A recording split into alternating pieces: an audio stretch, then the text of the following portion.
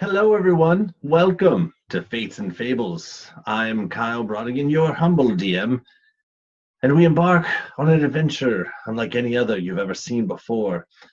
We're playing a 5e Dungeons and Dragons game, but with a little twist. The setting I have our player adventures going on is in a steampunk setting, so although we may seem some familiar monsters of lore, you also see some fun, little tidbits along the way, or in the air, or streaking across the ground on a sheet of light. Please join us as we follow Ilona, Styx, Jill, Frey, Tixon, Volt, and Persephone, a newly formed group, part of the Heroes Guild known as the Gearhearts, as they travel across the land to help those who can't help themselves, fight the good fight, good versus evil, and hopefully win the day. Please, I invite you to sit back, relax, enjoy the show as we tune in for another episode of Fates and Fables. Gearhearts Rising. All right, hopefully this is working. Fantastic. All right, what's up, everyone? This is Kyle here. Fates and Fables, right? That's what we're playing, Woo! everyone. Boopity boopity boop. Gearhearts Rising. We're gonna jump right into the action here. Everyone's just gonna introduce themselves real quick, and we're just gonna jump right in where we left off with a quick recap. So first of all, Nick. Well, let's see if everyone remembers. No one's gonna remember. Oh, that's fine. But I'll lead it. Okay, so Nick, you are next. Go ahead, Nick. What do you mean I'm next? No, I play Voltal. I'm Nick Rivera from New York. The kid with the tube that might go boom. You got to do your thing. You remember? I did. I wrote it down this time. Hey. Fantastic. All right, cool. Thank you, Nick. And next up is... Well, that'd be me. I'm Cody. I play Freylost Akra, and I hate shirts, and I'm also the one who's probably going to make that tube go boom. It's going to be a good time. Wink, wink. Oh. Well, you know, I spend so much time comparing my my sword sizes with other people. It's bound to happen eventually. The martyr, you sicko. Oh shit, he is. I keep forgetting he's a little baby. Oh, fuck, right. God, I can't make that joke anymore. Stop it. Does anyone who remember who's next? No. Hey, go ahead, go. Ah! My name's Kayla. I play Ilona. She's a half-elf artificer, and of course, she's accompanied by Misfit, who's an amalgamation of spare parts, magic, and awesomeness. Fantastic. Thank you. Welcome. Does anyone know remember who's next? Crab. Yes! Oh. Okay, go ahead. I'm Crab. I'm a lizard guy. I hit things. That's all. Welcome, Crab. And next? I can't remember if it's me or It's you. Styx. No, Okay, it's you're me. good. Okay, cool. Yep, Styx you're is good. last. Always last. Saving the Heather, best for last. I play Persephone Sharon Ferdinand Kirini Darenar III, the human gunslinger, and we're in my hometown and dealing with family issues. Fun! Which we will hopefully get to Hey, later. Kevin. I play Styx, the friendly neighborhood goblin who's nice to everybody he meets. Absolutely. On point. Yeah. On point. Straight to the point. All right, so welcome, everyone. So let's just jump right into the recap, and then we'll jump right into the game. So last time on Gearhearts Rising, our band of heroes had met with, as our neighborhood gunslinger over here mentioned, we met with some noble NPC background here in terms of the House of Blades, the De Renard family, and after some interesting interactions, are preparing for an evening meal with the family from a invitation from Kunzo, who you all met before and helped escort back to the city of Azeroth. So, to eat up some time, we traversed over to the Academy, which is this R&D, research and development, military, tinkerers, and alchemists, and all kinds of interventions all coming together and you met with another person from Persephone's background, Professor Hans Ruprecht, who was very intrigued to meet all of you. Lots of different gizmos and gadgets in the Academy. You saw a gnome walk around with no pants on, and you saw things blowing up and dwarves blowing, all kinds of crazy stuff. The professor, after some has some conversations, asks you all to help with an experiment of his. He took you down to the academy training grounds, if you will, and from the ground erupted these two large mechanical clockwork configurations that after he split you into two teams and actually split the arena into two sides, you actually made battle with these creatures and took them down relatively easily. Some battering along the way, but for the most part took them down very quickly. And that's where we left off. We had a nice little combat episode last time after a couple RP sessions before, so we're going to hop right back in. And at this time, Persephone had actually, unknown to the party for the most part, had actually traversed off to do a side little quest of her own, and actually has come back right at the tail end of this battle. What is it you guys want to do? We all need to have that talk. Okay. Professor, can we borrow your office? Oh yes, absolutely. I think that we talked about that before. In fact, hold on, and he reaches down to his little wristband here and pushes a couple buttons, and you see some Warforged kind of coming from here, there, and everywhere, starts to collect some of the pieces. They're actually a little smaller than some of the other ones that you met before. They're probably about like gnomish size. Very small creatures start gathering up some of the pieces of these clockworks that have been extinguished by the gearhearts. And he leads you back up into his... Wait. Oh. Wait. Important thing. I point to the first small Warforged. Hey, what's your name? My God. Picking up like an armored piece of the sentry over here to the side. Your name is Manny. And then I point to the other one. Your name is Banelo. Yes. And you see them all kind of like their heads start shaking because these aren't the typical Warforged that you met. They're a little smaller, so they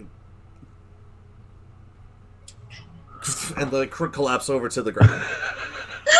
That's just shoddy workmanship. Broke them. You said Barry M. Manilow, right? That's what you... Yep. Yeah. Okay.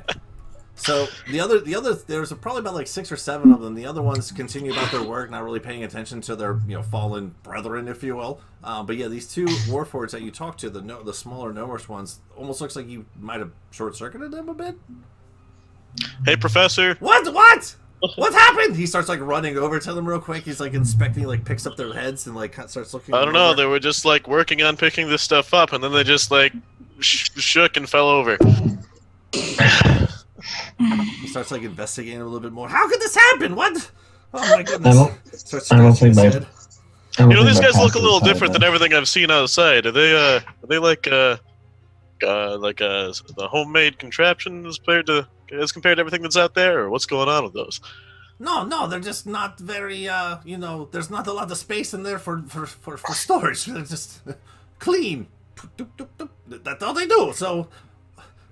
And he actually pulls. You see him in the back start to mingle with something on the backside of the cranium, and actually pulls the head forward, and there's almost like on a hinge, and you see him start to look inside. Oh no, oh this is bad. Oh my goodness. Okay, oh. You see one of the Warforged over there stop, drops its stuff, turns and walks over and picks up the one. He starts picking up some other buttons. You see another one stop, drops a piece of the sentry, walks over and starts to pick up the other one, and they start to walk off actually the way that you guys are going to be going. Right, well, I think you need to talk to us, so where was your study again? He's kind of rubbing his temples a little bit. I'll lead the way. Do you have any defenses to keep eavesdropping at a minimum? Huh? Professor? What? Huh? What? We broke the professor too. Oh no! Your office, does it have defenses against eavesdropping? Perhaps, he's very you can see now he's very, I don't want to say necessarily disgruntled, but discombobulated a bit. He's trying to figure out what just happened. That's never happened before.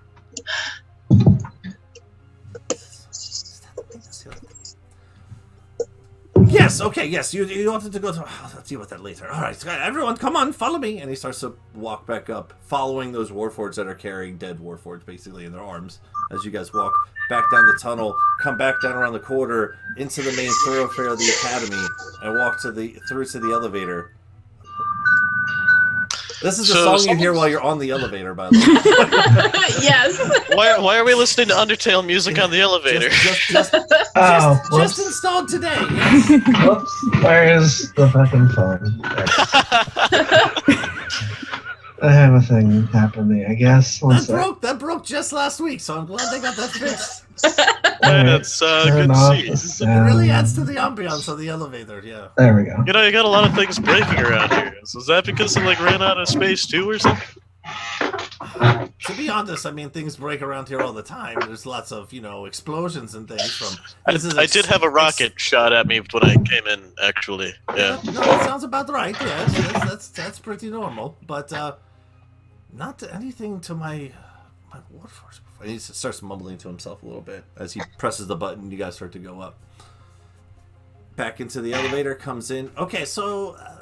Persephone, you don't want people eavesdropping on us? And he walks over to the curtains on the one side and he looks behind them. Yes.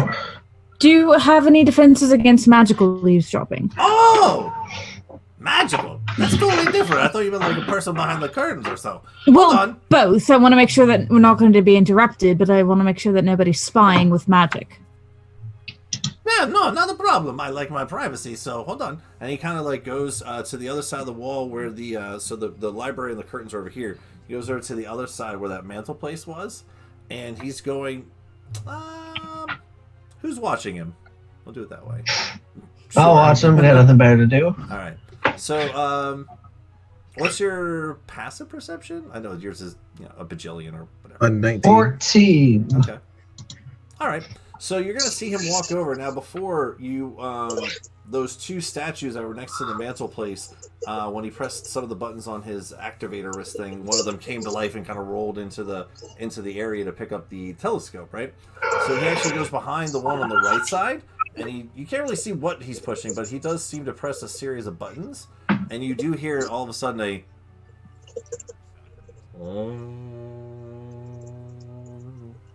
Okay. We should be good. Brilliant. Just I'm gonna do this the whole time you talk now. Oh no. Just observing him. You get used to it. You get used to it. I know. Yeah, right. Yeah, okay, go ahead. Continue. I'm sorry. Just observing him so far, he seems normal and has nothing to do with this whole plot that Percy's figured out, right? Go ahead and make an insight with advantage because this is your NPC background. Cool. No, these dice. These are my special gemstone dice. Yeah, let's do that one for you. You said insight? Yeah. Yeah, looking through the professor, sure. 16. It's not horrible. 16. So you've known the professor a pretty long time. To the new people meeting him, he might seem a little strange, but no, this seems pretty on point. He's a little. You can tell he's a little disheveled about the whole thing that just happened, but yeah, just want to make sure that he isn't. He seems distracted. Okay. Cool.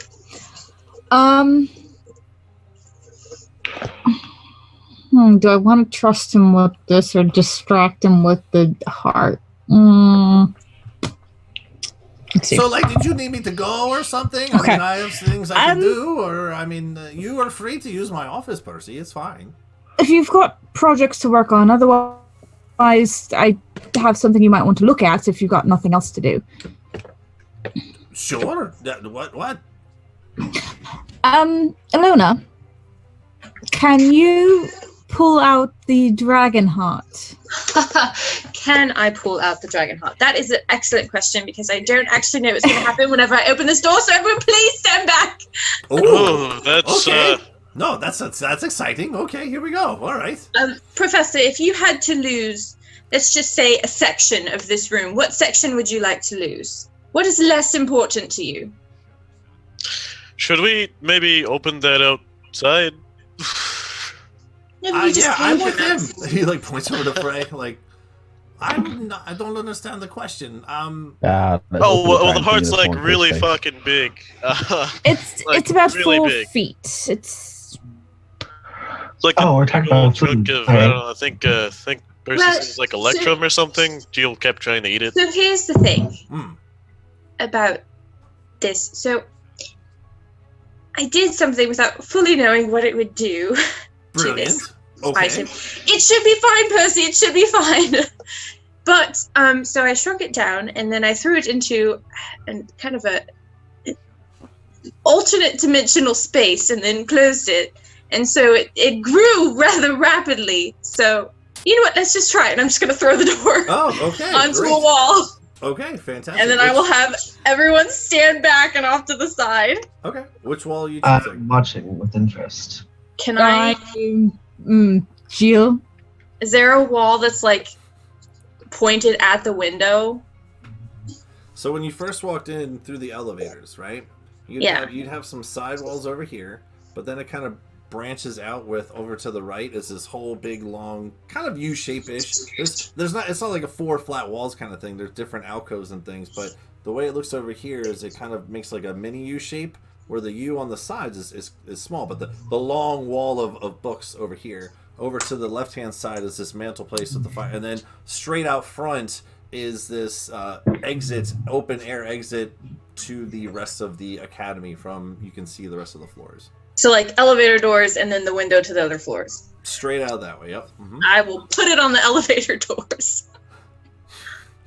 Okay. Great. Okay. All right. Just pull That'll a be patch, interesting. and then I just kind of like it looks like a giant curtain that I unfold, and then I put it up against the elevator wall, and then I move the curtain back, and then there's a door there now. Okay. How did you do what? Hold on. Magic.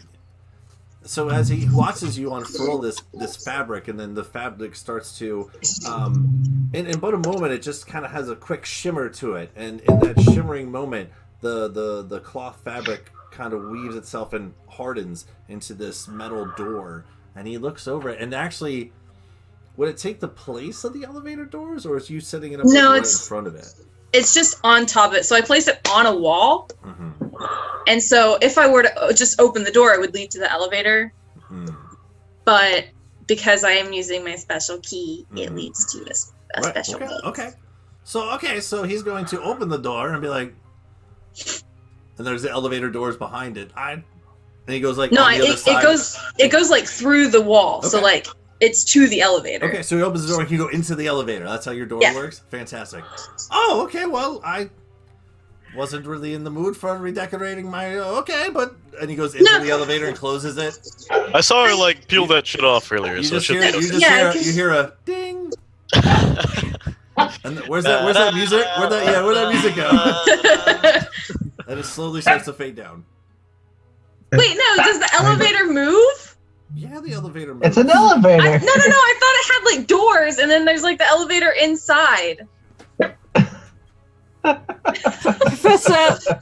No, look. And then you give it a minute. Ding, and he opens up the door and comes back in. Oh I mean, my. I really liked my really cool, Just- perforated doors. But Patience. No, I can fix it. Don't worry about it. Just everyone stand back. Get away from in front of the door. And Styx, do you have Mage Hand? Have I seen you use that before? Yes. Okay, so here's what we're gonna do. I'm gonna put this key in the lock. We're gonna go 30 feet, like away from the door, and then you're gonna open it with Mage Hand. all right. Well, okay. As you continue, I'm very confused right now, Ilona. Is this? What is on the other side of the door? Is this an elevator? It's magic, Professor. No. Don't drain yourself. It is just a door, but you have to have the right key. And I'll put the key in the lock and I'll turn it, and then I'll have everybody step back 30 feet. And I'll like drag him away from the door because I'm sure he's very curious. Yeah, right. Yeah, as he starts to walk towards it, you actually pull him back around. And Styx, you use your mage hand to open the door. Okay. So when the door opens, that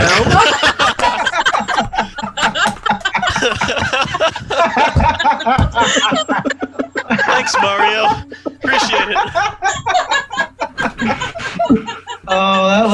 Amazing timing.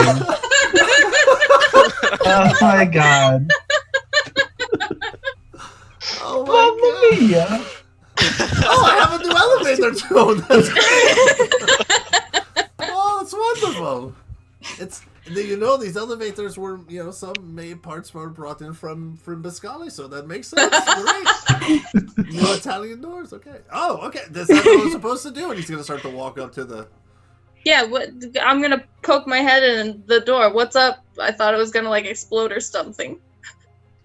So when you look inside this extra dimensional space, it still looks like a closet. It's a 5-foot cubed closet. Yeah. It's got like a broom in the So corner and stuff with a big Where's bowl the of heart? with a big bowl of Electrum in there. Yep, it's still in there. Okay. Oh, Okay. it's still in there? Mhm. Is Okay. it small enough to fit through the door? I'll cast reduce on it and pull it out. Okay. You have to go in to get it. Are you gonna go in to get Yeah, it? I'll cast reduce and I'll go in and I'll get it. Okay, so as you walk in Oh, to go fuck. get it, just wanted to make sure. I wanted somebody else to do this. I totally forgot about this part of the key. You could have Nope. just asked. Nope. Yeah, I could have used the mage had to. Already done. God damn it! I'm so mad at myself. Bye. I had plans for this. Go ahead. So as you open the door and the new elevator Jesus Christ. Mia! As this goes off, you look inside and Lona, you can see the ball sitting there. And you all kind of do one of those things where the door's over here and everyone kind of looks around even the That was professor's anticlimactic. Oh, okay, all right. Well, there you go. That is a nifty trick. I mean, I've heard of interdimensional physics and things. I've never seen really anything up close like this before. Magic is certainly out of the. We here at the Academy do mix a little bit of magic in with our experiments, but for the most part, and he's looking at Persephone. We're more on the scientific side of things. So this, extra planar. It's amazing. It's just we still have yet to figure out the science behind it, but I do know what that is. That is. So how do we get it? And you kind of look. How do we get it out of there? I'll cast reduce. Okay. And then, like my idiot self that I already said that I was gonna do, caught up in the moment, Ilona goes in the closet. Kind of casts her hands, and you guys all start to see the electron ball start to shrink down in size. And as it shrinks down in size, without any word, Ilona starts to walk in. And as she walks in through the precipice of the door, you hear this as a bucket of water just comes flowing down on top of her. As she stands in the doorway for a moment, and turns around to look at all of you, sopping wet. Does that always happen? Yeah, is that part of the door, or did you leave that there? No, it's part of the door that I sort of forgot about until this moment. But and I'll look in the bucket. Just a bucket. That's empty. You may Usually there's something in here. You may grab your Electrum now. Like the water that poured out on your head? No, not like the water that poured out of my head, Frey. Like a healing potion or something. Oh, that sounds handy. How big is the Electrum? You've fallen for this before, then? Look, so the guy who sold me the key, he's actually here. 6, we're going to go visit him. He sold me the key, and yes, it was part of the pitch, and so I fell for it the first time. But I've been waiting for the perfect moment to open the closet and have one of you go inside, and then I just sort of got caught up in the... And I just completely forgot, so... That's never gonna Wait. All right, I got this. Well, I know it's never going to happen now, so it's always going to be me that gets the bucket of water on my head. So after it's fallen over, I'm gonna walk through as well and watch above me, ready to dodge to the side if another one spontaneously appears because magic's weird. This closet's only 5 by 5, isn't it? I'm doing it anyway. Cool. So me and Frey are squished in a closet with a ball of Electrum. Yep. So that's not okay. Okay. So is that on my elevator for now? I have to worry about getting dunked on water every time I try to use my elevator now? Oh, Well, No, I mean, it you seems just- okay as long as another person's in here. Oh, sorry, Alona. Yeah, Then you step gotta back out. just get out of here, and then I'll close the door and I'll take the key out, and then I'll open the door again, and it leads to the elevator. All right. And as you're doing this and kind of turn back around, Volt is right up in your face. Why? From what you Excuse said. me. Yeah, it's 30 feet. I can do it, but 10 feet away. So what I was gonna say was he walks up and just starts to go, and he's starting to air dry you off. Just hold still. What's this? What's happening? Oh, I'm just trying. I don't You did just get a bucket of water dropped on you. like this. Very. I know what kind of books you read. I don't know what you're doing, but I just please stop. Oof. Oof. When you're all done, you hear this little ding. Okay, Vol, she's clean. You're good. Ding. Lots of Like I'm noise. done in the microwave. That's the end of presentation when you're drying Get something. ready. All Okay, right. and then I'll unreduce the sphere once we have it out in the open, so that it's like. Jill, keep in mind we did have a deal that you will not be chewing on this anymore.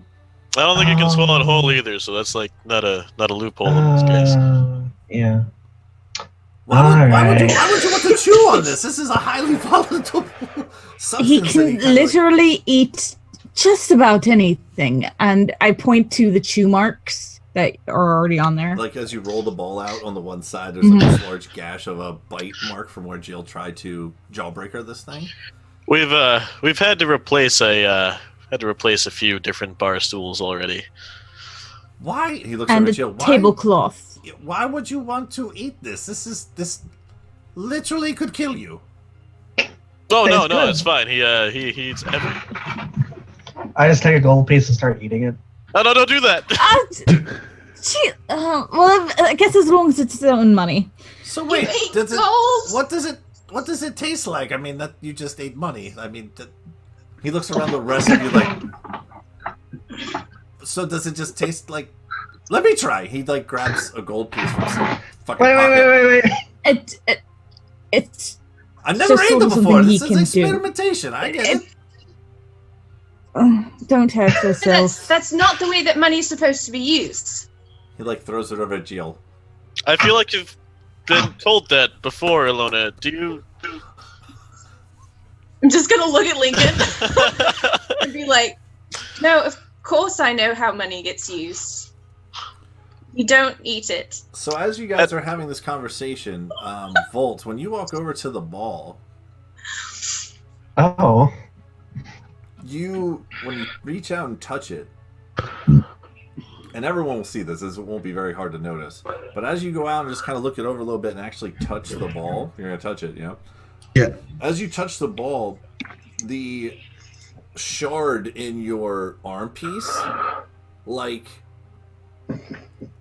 we talked about, it's like in trouble, like with that little dice Yeah. thing. All right, this would be like if you just kept popping the thing because it's bouncing Oh, all gosh. around in there, and as it's happening, this electric spark comes out of the shard into your hand, into the electrum, and it goes. Oh, that's not good. Everyone make a dexterity saving throw. I did a thing. Alright. Dexterity save. Can I see the source of this dexterity saving? Oh, fuck! What? Good rolls. What will you? Oh, your danger sense. Yeah. Does Lincoln need to make one too? Yeah, anyone that's in 15 feet of this thing. I mean, Well, I got a 14 either way. I guess that's probably everybody.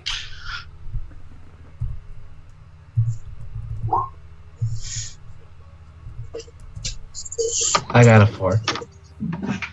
Everyone who made Volt with a 2. Oh yeah, we're doing good right All now. right. Volt, Persephone, Oh no, misfit. Ilona, Misfit. Deal. All take 12. Oh, hold on. So everyone but Frey. Yeah. Hold on. Hang on, what was I got this? 23.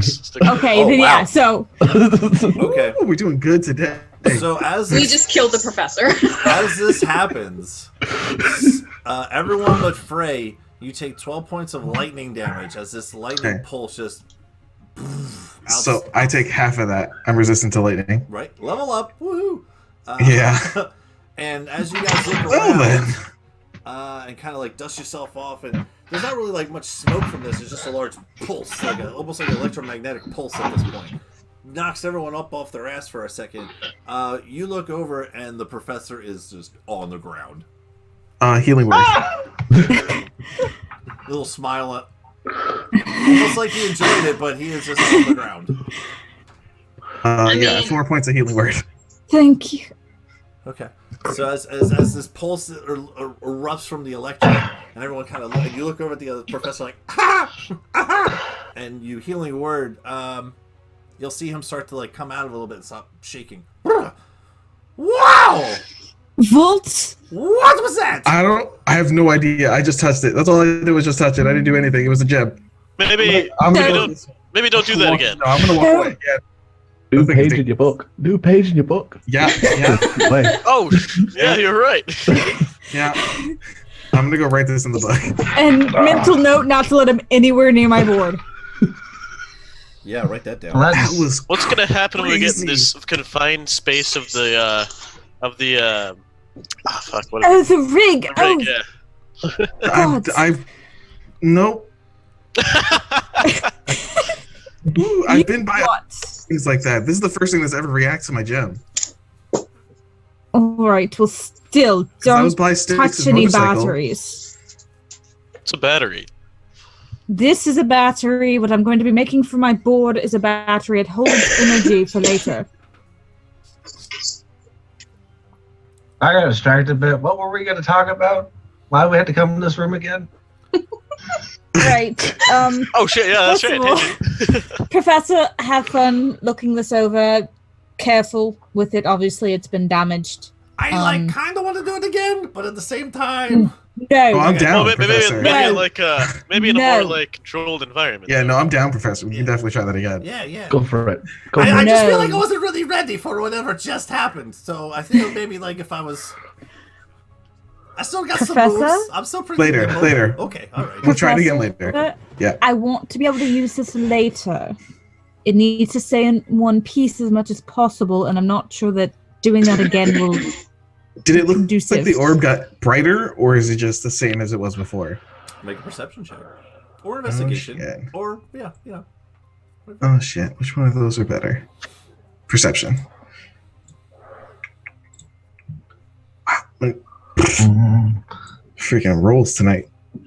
Does it do it with advantage or does it do it with regular? Just regular. 12.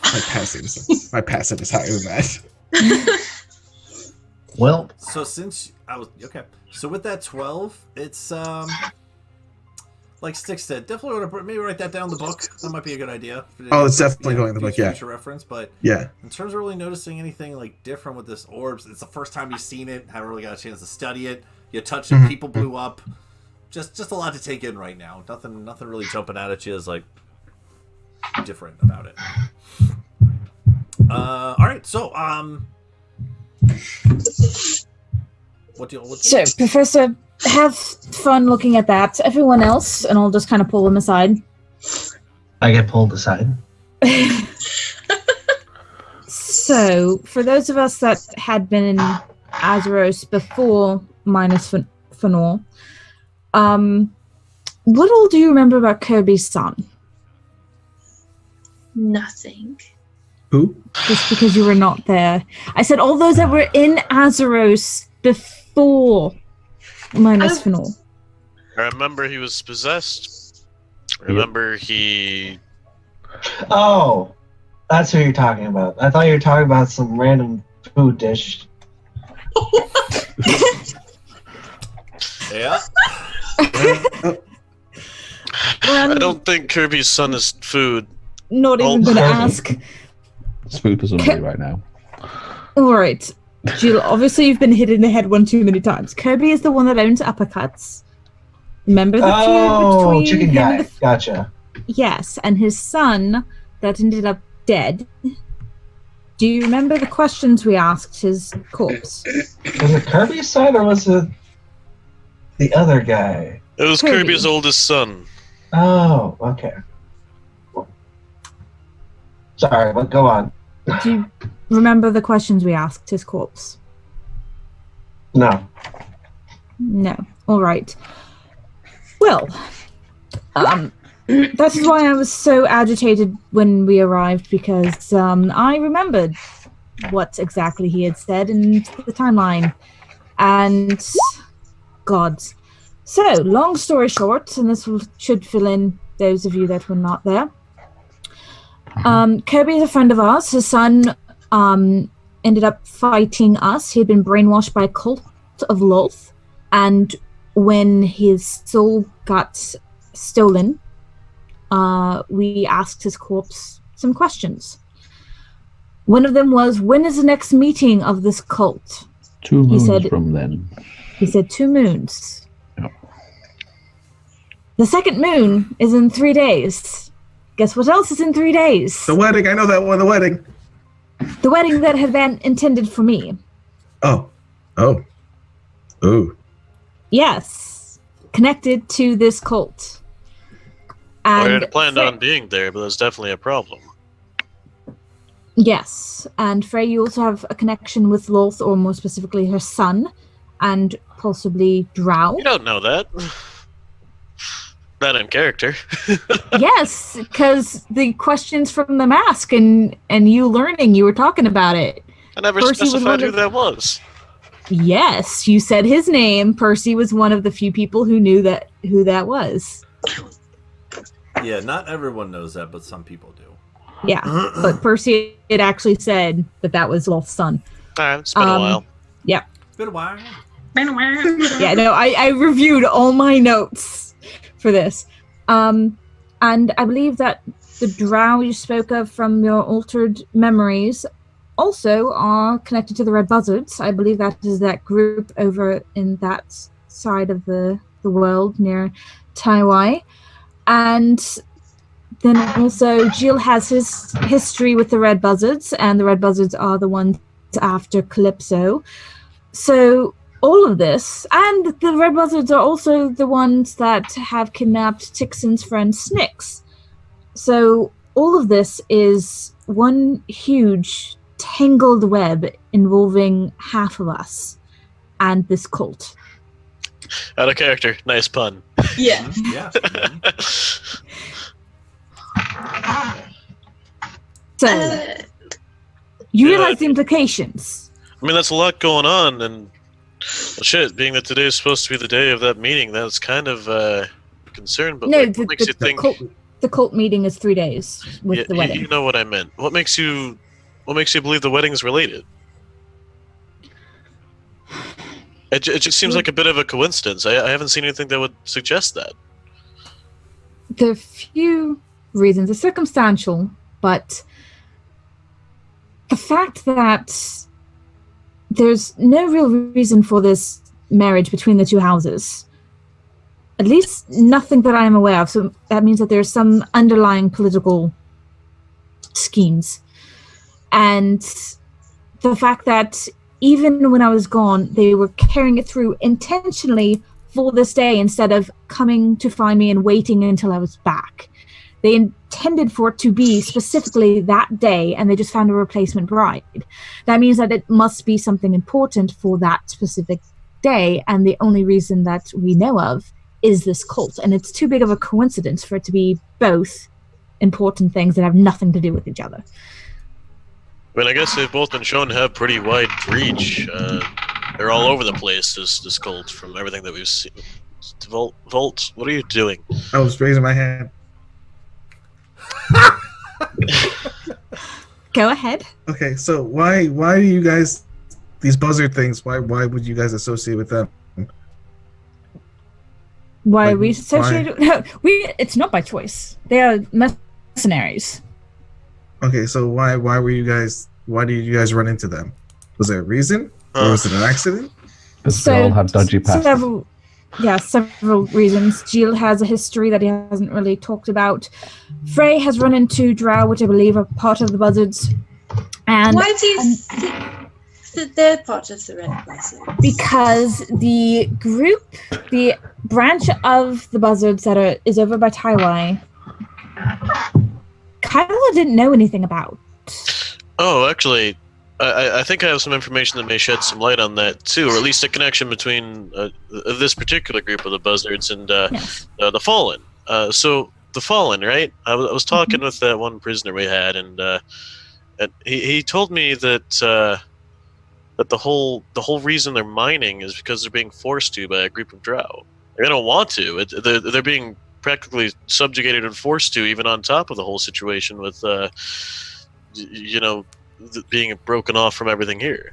Yes, and they did call me a traitor when I was disguised as a drow, which led me to believe that possibly their leadership was drow. But the fact that there is no information from what Kyla had given me about that particular branch, and the fact that it was so close to where you had encountered drow, makes me believe that they are there. Yes, Alona. Now I just start to envision everyone just slowly getting into classroom seats. Sitting crisscross applesauce on the floor. Is that the chalkboard? What, you said they were mining. What are they mining for? I don't know. I couldn't get them to tell me. Rock candy. Hmm. Didn't they say what it was? I thought that they did. Wink, wink, nudge, nudge. If they did, remember that this was before my computer fucking died, so I don't have the notes. Out of character? Hexagrade. There we go. What was that? Sorry? Hexagrade. Oh, but they were mining for something called hexagrade. Hexagrade. Whatever that is. Ooh. Do I know what that is? Would Make any of us know what that is? I know what that is. Take it away, Alona. You know, you got a lot of things that you suddenly know about you haven't really talked about. Well, it's in the Black Knight of Augustine. I tried to get you all to read it. What? There's a book I want You to haven't read it? finished it yet. I don't want to intrude. No, I haven't. Lincoln slowly pulls away In the Black Knight of Augustine, there's it's about the previous war between the Underdark and the Upper Plane, right? Mm-hmm. It's about the first rising of the Underdark, where they were drow and such, and they were mining for hexagrade. It makes magical weapons. Great. Ooh. Hexagrade. It's okay. Sorry. Hexagrade. Hexagrade. Right. Great. Hexagrade. Oh. I typed it in the thing. In chat. He typed it in the doohickey. It's Heeksay Gritty. Heeksay Oh my Gritty. god. They were mining for It's- hexagrade, and it's to make magical weapons. It makes very strong weapons, actually. And so they were mining for it, and then Belmont goes and he sort of takes. That's why he attacked the ship in the harbor. Lincoln, you read that part, right? And so he goes and attacks because they were supposed to have like a shipment of hexagrade. Great. And so then, yeah, it's a whole thing. It's a good book. I recommend it 5 stars. But hexagrade is not a right thing for them to have. Are they trying? Is this all seems very similar to the Black Knight of Augustine? And he's So like, that- in the book, I'm up to the part where they were like taking it somewhere. I'm not a very This- fast reader. Lincoln, you're killing me. No, I'm- I'm sorry. Hold on. This might have placed some other pieces in the puzzle. So it's pretty fair to assume that they are mounting an attack on the surface, and trying to kidnap Calypso would give them leverage over her husband, whose family owns shipping what? company. Who got kidnapped? My sister, they tried to kidnap her. I'm just gonna be Sorry, I like didn't raise my whispering. hand. I'm sorry, I just didn't gonna raise be my hand. like whispering notes to Volt through this whole thing so that he can stay caught up. Notes. Like Calypso, Percy's sister, got kidnapped. Yeah, I was captured by the Red Buzzards. Low notes. So, Notes. So, they kidnap Calypso, have leverage over her husband, whose family controls the biggest shipping company in the area. They have him transport weapons or just raw hexagrades wherever they need. And I'm not sure what this wedding is about, but obviously I was their first choice instead of Andromeda, which leads me to believe that they need someone that does not just have beauty, they need somebody who is intelligent and capable. Well, that sounds kind of dangerous to put someone like that in charge of a whole operation like this, because that could, like, ruin all their plans if you caught onto it. No, I'm getting the feeling that this wedding is not just a wedding, it would be possession or some other brainwashing something, and once it was done, I would have been on their side. Seems like a really good place for a think ransom. You think your parents would be okay with Actually, I'd buy your parents being okay with that. Your dad's kind of a prick. I'm actually not sure if that's actually them or if they are being impersonated, blackmailed. I am not sure. They might have been brainwashed as well. But they, as far as I know, have no affiliation with Morph or anything Elven, Drow, or otherwise. And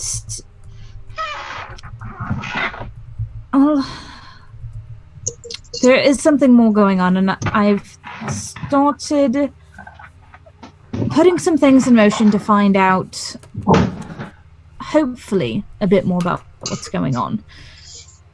And that's another reason we must go to the dinner tonight, so that we can gather some more information. You think he's being possessed? You're dead? Or brainwashed, or it's not really him and it's a very good impersonator. I could maybe help with the possession part if it's a certain creature. If you can do it subtly, Yep. We don't want to tip our hand and let them know exactly how much we are aware of. So I could do it from across the room. at dinner, don't go talking about any of this. We don't want them to know that we've pieced any of this together.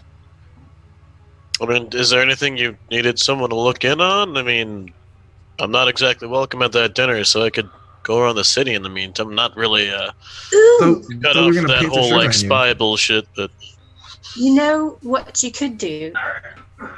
what? We could go meet someone else for dinner. The way you said that makes me concerned. I think your invitation's still open. You should probably go to the dinner and help Percy gather information there. Well, I had a few thoughts. Either you use my hat to make it look like you're wearing a shirt, and that way you don't have to, and both sides are happy. Or you remain outside as backup in case something goes wrong. I also can paint a shirt on you. That would not be acceptable. Why would that be a problem? What if he's a really good painter? And you hear Lincoln from the back. Because paint does not look like fabric. I could disagree very highly. I've seen some pretty impressive paintings in my time. Fabric is not going to cling to his body the same way that the paint will appear. Do you have to. paint with you right now, Volt? I've seen some people with very, very small shirts that would disagree. You're gonna see Lincoln start to take off his armor. He's gonna start to take off his armor. Yes. Why? No, I feel like this is. We're trying to get someone to put clothes on, not take clothes off. No, I'm curious. He's already. Another option is if, and I'm just like, if you insist on not coming and not being outside for backup, you can always take a letter with Lincoln to the Glory Hounds and see about getting him reinstated. And would you please put your armor back on? No, man, keep it off. This is great. He's already walking up. Thanks, Frey. I need something like. By the way, for anyone who is looking, Lincoln is a fucking brick shithouse, man. He's like ripped up. Like you and Frey and Lincoln, you guys are like. Now they're gonna start comparing muscles I'm too. just saying, you guys really should be looking. But anyway, he's just gonna. All right, right so over. you know that Full Metal Alchemist scene where Armstrong meets Oh Teach's my husband? god. Closing at each other. It's great. Right, And then they gotta have the like manly ass muscle handshake. It's gotta happen.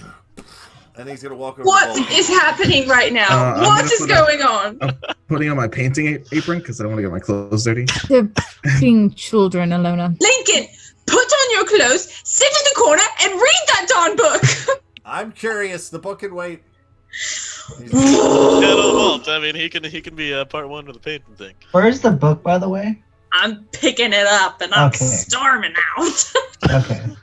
Good. We're storming. Did you shrink your door, or is it still by the elevator? No, I'm walking through my door. Where are you going? Hold on. I don't think Percy was done. As he's like, got his chest all pressed out. Don't act like you're not impressed. All right, go ahead, Volt. Okay. I'm gonna give myself guidance. What's that? Guidance gives you an additional maybe D4. like a performance check. I think that sounds fun.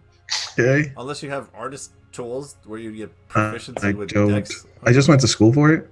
Hmm. Oh, Wow. shit. Wait, hold Vault's on. an It's not art done yet. It's not done yet. It's not done yet. Oh. Okay, 23. Voltol's an art student? No, I just took a lot of classes. A lot of electives.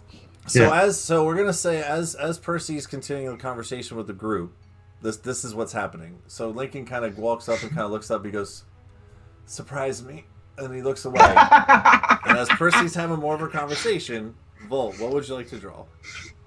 It's gonna be like a suit top, a white shirt underneath with a little bow tie, and like a black outer jacket. Okay, It's gonna be a tuxedo shirt. tuxedo shirt. Okay, so by the time you're done, this thing looks like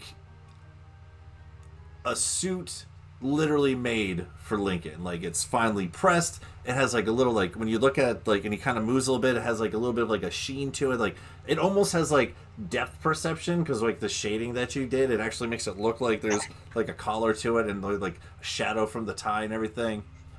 From I'd say a good 10 feet away, maybe even a little closer, it still looks like that was just pressed onto him, man. It's just like now the pants are a little weird, but top looks good.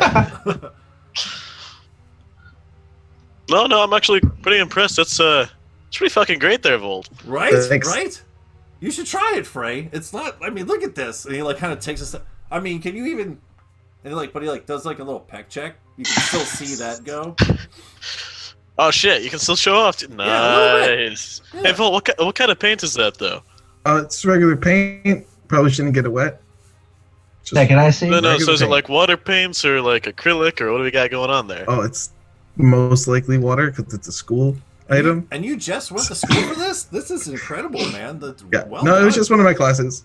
Well, you see, that's a problem because if we do anything to maintain these fantastic bods, it's all gonna come off with the sweat. Yeah, so that's why we just paint it right beforehand. So it's just kind of a thing that lets you go through the door. Mm-hmm. I feel like that'd be a great way to just kind of like thumb my nose at the guy too. I like this plan. Mm-hmm. Well, either way, my invitation's been rescinded. And honestly, I think Kelowna probably has a good point. We should, I She guess, also someone I did need to talk leave. to in town. So before Ilona left and all this painting happened, now we rewind I mean, back. like, I left. Yeah, I'm standing by the elevator door, like, ready to So, do something. It's gonna take Volt a little bit of time to paint. So while he's painting, I'm guessing Percy's like doing what, like talking this direction. So as Lincoln walks over to Volt and starts getting paint, it's gonna take a little bit. So we're gonna rewind back over to Percy going about. Go ahead, Percy. I think I had covered pretty much everything. So after that, it'd just be, and at least some of us do need to have a bath before. So I'm going to go to the bathhouse if anyone else wants to join. I just I don't know sit what a back. bath is, but it sounds fun. I mean, honestly, yeah, that's the best part of coming back from field exercises is getting a shower again or a bath. Fuck yeah. I just Alright, took the bathhouse, shower where is when I walked through the closet, so I think I'm good. That's not quite the Oh, no, same Ilona. thing, Ilona. This, you will not want to miss out on this bathhouse. I could also And make cologne then later. we can go shopping for clothes that actually fit you because I cannot. I just can't anymore. What do you mean? She looks fine. Well, yeah, What's that's wrong good with my outfit. She looks clothes? alright. You need something that fits. No, I they understand fit. you. Like we're going Lincoln's? to- They fit. Yeah, that fits pretty great actually. Like, I'm going to go over and step on the end of her shoes that I know are too big until I find her toe. No, they're very fragile. Don't do that. I just taped them this morning. oh no! It's like a good like 3 inches almost. Like They may now, but eventually when I get. And I'm not saying you get rid of them, but something that fits you properly and that you enjoy. That way, best of both worlds. You can keep them. You don't have to get rid of them. Wait, are your shoes too big? A little bit. Do you want me to make them smaller for you? No, they're not my shoes. Okay, I was just asking. I'm sorry. But you're wearing them. Yeah, but I didn't really wear shoes in my house, so when I left, I sort of had to take my dad's. So, I'm assuming he'll want them back at some point. Just why you don't have to get rid of them, but clothes that are just for you. Yeah. You know how you think about looking into the Blood Hunters and the Claret Order with me? The first step is to look impressive. Yeah, no, and actually, like another thing, clothes that kill. You got to make sure that you got yourself some good, like, well-fitting boots at the very least. We got some fuckers who went out on like long ruck marches, heavy stuff on with boots that didn't fit right, and their feet are just covered in blisters all the time. Is that not normal? No. No, it's No. not. No, it's not. No. Oh. So Just wait, to impress you. is this you training me to be part of the secret order? The first thing is clothes to impress. Okay. So, bathhouse, shopping, dinner, and we will go from there. We leave. As you guys are making all these plans, you hear, "This thing is amazing." By the way, he's laying on the ball. Like right on top? Yeah, just laying on top, and you can see like a little bit. So he doesn't really have much hair on top, but the one that's on the side, it's like just. It almost looks like it's waving a little bit. Just he's about to go to sleep. This is great. Do keep in mind it is mine. No, you can have it back. Just hold on. Just 5 more minutes. Just 5 more minutes. I don't think we need it back tonight, so just you can keep fiddling with it. Yeah, but like, don't forget about that whole like ice canister thing I asked you to look into, though, because like that'd be cool. Well, yes. Before you all leave, again, I appreciate. He's like still laying there. I appreciate everyone. Hold on, just he kind of like wiggles off the thing, walks over to you, and looks at everyone all at once and says, "Where'd you get that suit? That looks nice." Thank you. High five, Lincoln. It's not a real suit. This whole thing. No, please, Professor, go on. Okay, well, again, everyone, I wanted to thank you so much for helping me with my experiments today. I have a lot of modifications that I have to get to, but this is why we experiment. You look, you make, you mold, you interpret, you fix. So I have some things that I need to work on. But before I get to my own projects, I did say that I would help you with some of yours. So we'll fast track through some of that stuff because we're already talking about what that stuff's going to be. And what I think here is if I can get these supplies together and get probably, what's the date? Maybe like 2-3 days, you come back to see Professor and I should have some of these things, if not all of them, done for you, yes? That's pretty fast. Yeah, we can definitely do that. Well, Yeah. as Persephone will tell you, when I get to the zone, baby, I'm like ready to go. So I got some, I'm gonna spend 5 more minutes with this ball, but after that, I'll probably get right to work. We usually had to make sure that he ate. Yeah, I tried to remember to do that, but probably won't. So, when you figure out how to make that bird like record voices, you should probably have it like remind you to eat on occasion. He starts like going over to the desk. Yeah, remind to eat. Or you could just like make an actually sentient warforged again and ask it to help you out with that, a little assistant type deal. That'd be pretty great. Remind to eat.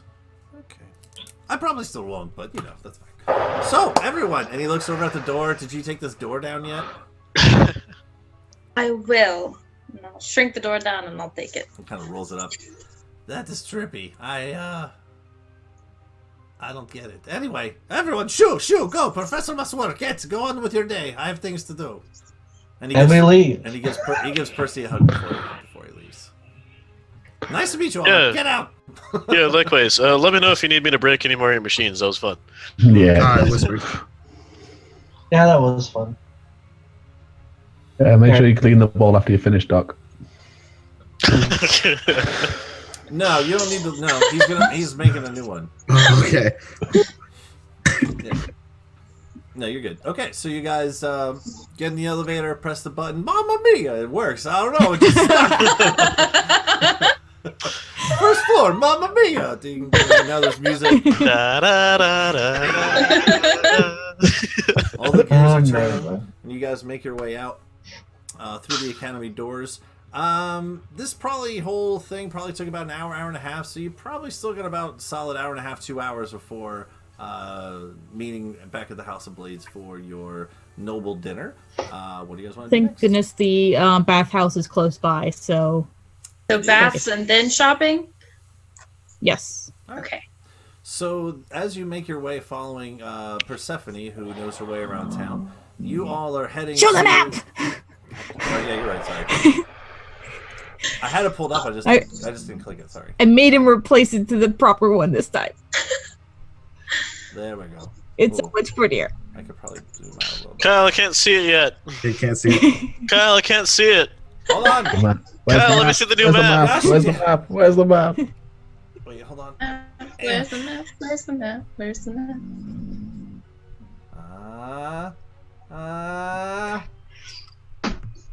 The suspense is killing me. Oh, there it is. Kyle, it's a map. Can you guys see it now?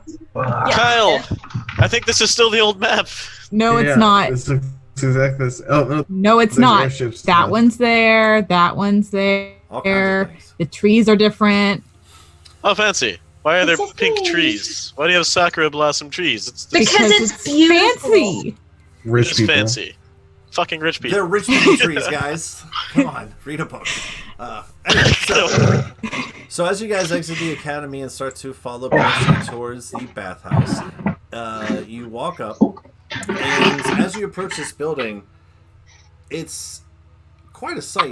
It's made of it's a 2-3 story building. It's really kind of hard to tell from the exterior. It is rather large and wide, but it's kind of hard to tell because this whole building is made of all these different small, big, medium, large, huge copper and brass pipes that all start from the ground and work their way up. Some are large, some are short. You can actually see little coming out. You don't actually see like physical walls because the pipes actually go. It's almost like if the Game of Thrones chair was a building but made of pipes. Like there's no real that like makes the structure of this thing. Okay. And Gotcha. as you approach, it says the pipeline above the doors. This is the pipeline sauna and spa. I love it. As you walk in the doors and you actually grab the handles, which are again made of like these copper pipes, and you pull the doors open, you can see the hinges here aren't actual typical hinges. They're made of gears as well. That tick tick tick tick, and you walk in. And one of the first things that is immediately different as opposed to the outside airs as you walk in, a blast of just warm, almost at first uncomfortably warm, but as you walk in, it actually does start to overtake your set and kind of almost calm your body all at once, right? And as Well, you- this all seems more geared towards Azeros than Inbrick. Oh my god. just a moment. Stop breaking the DM. You knew that line was coming down the pipe. Oh my god. I'm just gonna start calling them buildings. You walk in the building. I'm not giving anything names anymore. You walk in a building and there's water everywhere. Take a then bath. Take a bath, you But then dirty thing. That wouldn't be building anything up.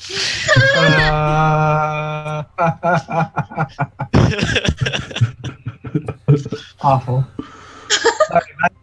I will find new ways to structure all of my jokes. Oh my god. Get out of here. We're gonna trying say- to play a game. It's not just the names that he makes puns of, so nothing's safe. Nothing So is sacred. as you walk in, the one guy's like, "You with the shirt, get the hell out. No one else can come in." Oh, cool. So I have no shirt, so I can come in. So, as you guys walk in, again, this wave of heat and calmness kind of overcomes you, and you walk into the building, and it's odd because again you walk through these doors and when you walk in it opens up into seemingly the whole building, much like the same kind of feel you got when you walked into the academy, where there's multiple layers to this, but when you walk in, it just opens up, almost like you're walking into an open cave type of atmosphere.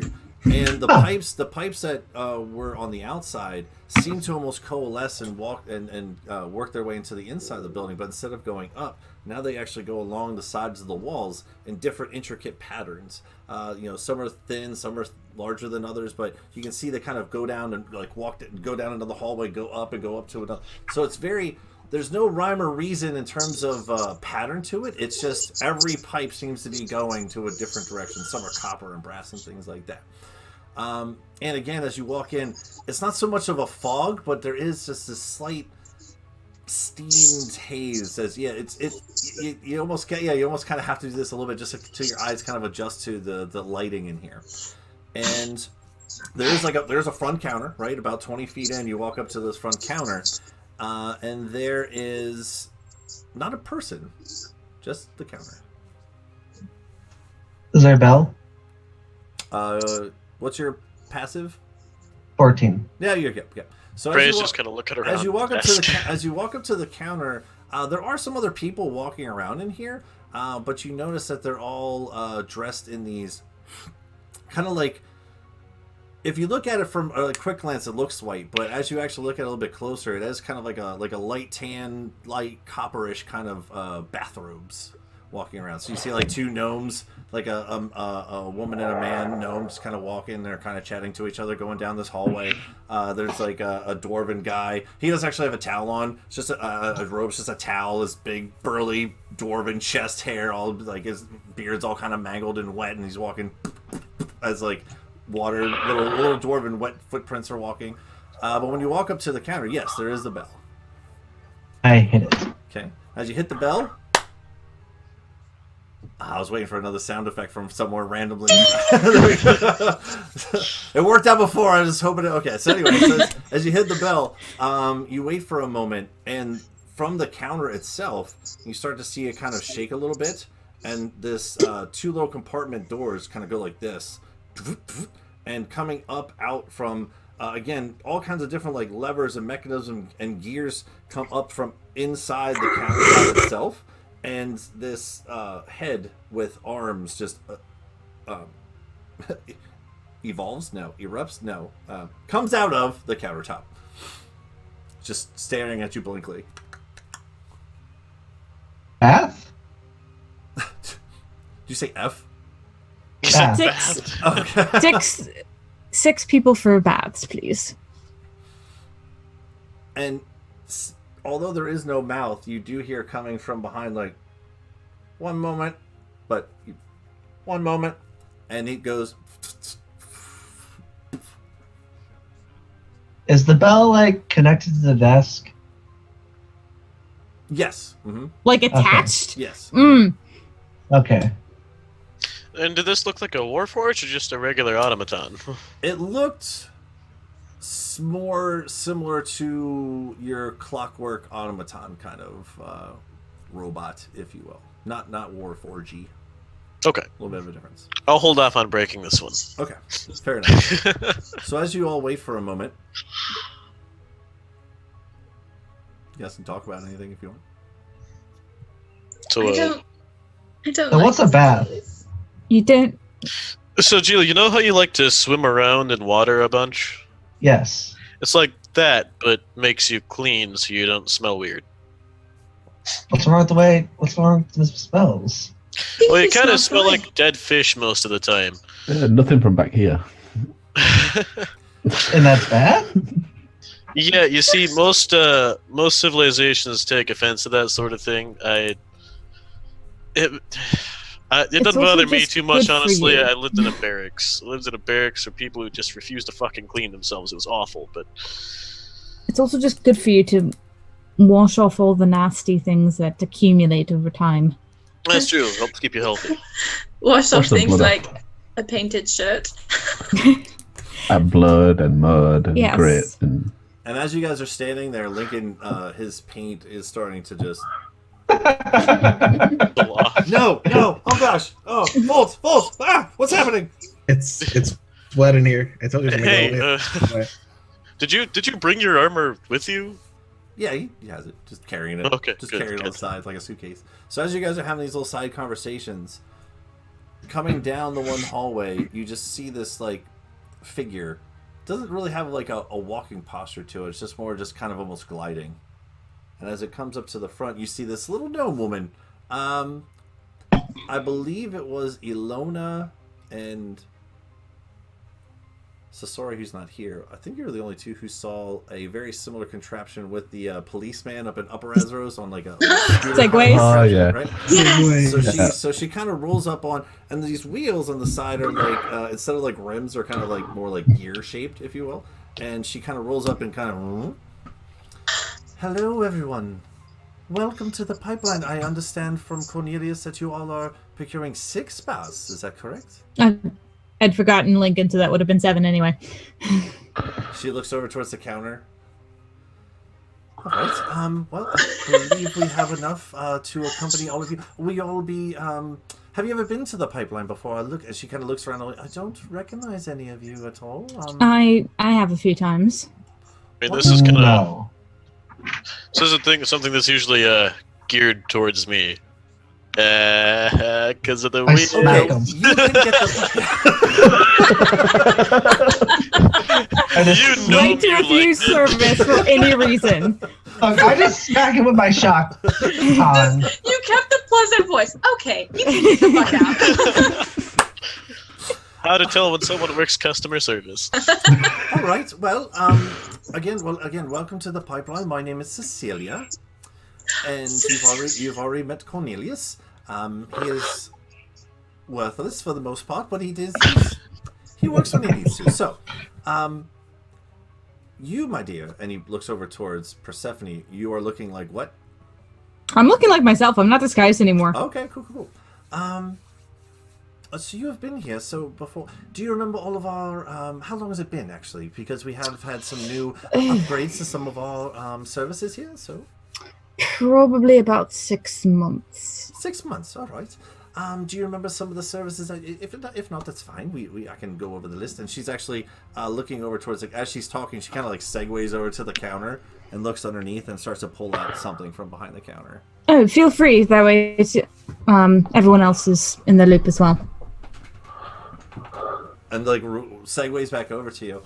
So as she comes back over, you can see this little gnomish woman, fairly young in age. She's not old. She's young.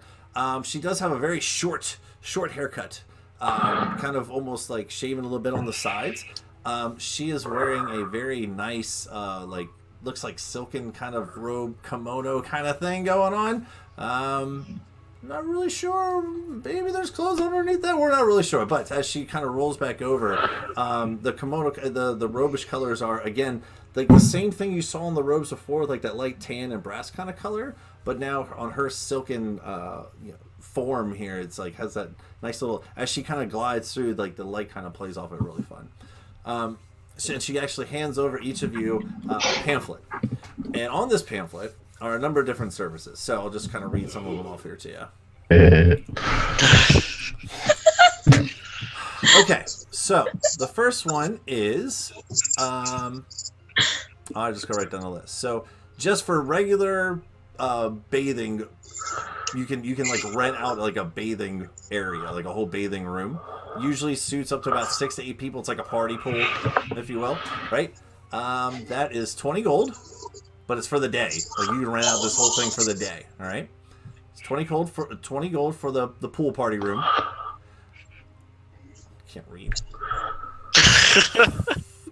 And with the pool party room, there is a hot tub in there. So you got like this pool party room hot tub kind of combo thing, which you'll see when you go in there, if you decide to go in there. There is also massages, which are 1 gold. And there is my kids made some of this up, so I can hardly read what I'm reading here. I was wondering about that. You're a DM. You kind of need to be able to read. Yeah, Only there they're- was something you could They're, put on they're your 10 face. and that would 12. They help don't have you. like the best handwriting. Kyle, wear glasses. I do need glasses. Yeah, Right. Kyle. He admits it. Oh, there's also drinks. Sir Breezy Squeezy. There's Not yet. There's not, but there is. Maybe there not is- in that context. There is your basic mint waters. There's cucumber water. There is wine. There is cheese. There's bread. Yes, now we're talking. We do have dinner. Don't fill up on bread now. Their milk. Well, no, about that. I was thinking that she kind of has a point. We should, I think we should probably do some looking around town for ourselves, her and I. And there's something called the dip. What's, Do I know what that is? Which is What's- 5 gold what's the- pieces. what's the dip? Go ahead and make a history check to see if you remember what the dip is, or if you ever had the History, dip history. Do they literally just dunk you in a pool? Oh, not fantastic. History 14. 14. Uh-huh. Never had the dip before, Percy. Okay. And you said that's 5? 5 gold pieces. Yep. Okay. So I see this thing here called the dip with no description. What's that? Oh, it's actually quite lovely. It's very good to kind of cleanse the whole body all at once. Right there in the name, really. What we do is we actually dip your whole body to the neck, not below, but to the neck, in these earthly essential oils, if you will. It's very good for, again, just pulling all the toxins out, and we do it multiple times. It's actually quite fun. We should really call it like the multi-dip, but the dip sounded a little bit cooler in the brochure, so... Well, no, actually, that sounds fucking fantastic, yeah. So, if you need a moment, will you all be... Looks around together, or do you need separate rooms, or... I literally don't care. Alona, do you want a room just the two of us? I don't quite know what's happening right now, so You've had a bath before, right? Oh, dear Lord. Alright, us two ladies will be in one room. The gentleman can have a different room, whether you want massages or anything. Just keep in mind that we do have dinner in a couple hours, so don't be long. All right. But I will pay for the ladies' bathroom. Oh. So you're going to take like a whole pool party room to yourself? Oh, yeah. All right. can we just do it for like an hour though instead of the whole day? No, yes. It's not going to be all day. The 20 gold is so you have this room for the whole day. Whether or not you decide to stay there all day or Yeah, leave and we come don't back, need the that's- whole day. that's up to I you. Come understand. back after the dinner. Perhaps we might need We need to sleep here. Yeah. we might just need to cleanse ourselves of whatever toxins are in that room during dinner. But for now, I do know that those rooms are luxurious, and so we will have it to ourselves. All right. Gentlemen, she looks around at all of you. Hi. Oh, yeah, no, I mean, I'm going all in on It this. went from it went from like cute and petite to super awkward with all these dudes standing there. It's like crocodile. The one thing I will say too, also, for Jill and for Styx, you notice that she is not giving you any kind of bullshit grief. If that means anything. Oh. I like her. So, do we want a whole room to ourselves, guys, or are we all going to go for dips? Well, fuck, I don't know what you're doing, but I'm doing mint water, massage, dip, the whole package. Oh my god. No, Freddie, we have things that we have to do today. You cannot yeah, sleep we'll be all fine. day. We can do it. We got that time. massage sounds nice. I am. Yeah, I massage don't sounds really wonderful. need to bath again. I'll be here while you're doing the shopping stuff with Percy. That's fine. And we I can just- always I will- come back to enjoy massages and such ourselves later. I will buy the big room, and I will also buy everything else, I guess. Oh my god, just one of everything. How much gold much do you is- have? He has a shit ton of gold. He never buys anything. We literally just Same. talked about this. Yeah. Yeah, Percy still has a lot too. A lot of it's in gemstones still too. So how much does that cost me, Kyle? You're buying like a little bit of everything? Like one of everything. All right, so you want to buy the pool party house for the guys. Yeah. You want to buy a massage for yourself. Yeah.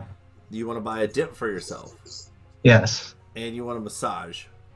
Yeah. Fantastic. 7. 20. Oh, and there's also there's also a sauna too. You can do a sauna too. Aren't we in a sauna? Yeah, basically. The whole thing Kind is a of. sauna. Kind of. The sauna is 5 silver. Not too crazy. Because you're just standing in the lobby. Yep. Charging you. What charges you by the minutes? Yes. So scoot along. All right. So 20 for the pool party, 1 for the massage, 1 for the. Gosh, I can't read my own handwriting now. 5 for the dip. And a sauna there, Crocodile. Yes. Sure. So that's 27 gold, 5 silver. I'll be going for the dip, the sauna, massage, and some mint water, please. I just give her 32 because I don't know what silver is. Perfect. Oh, God. So, 10 silvers, 1 gold. Oh, thank you so much. We certainly appreciate tips. Thank you. I literally don't know money, so don't worry about it. Vol goes to help and then realizes Geo and like, never mind. Yep. Just leave it be. All right. All right, Frey, what are you doing?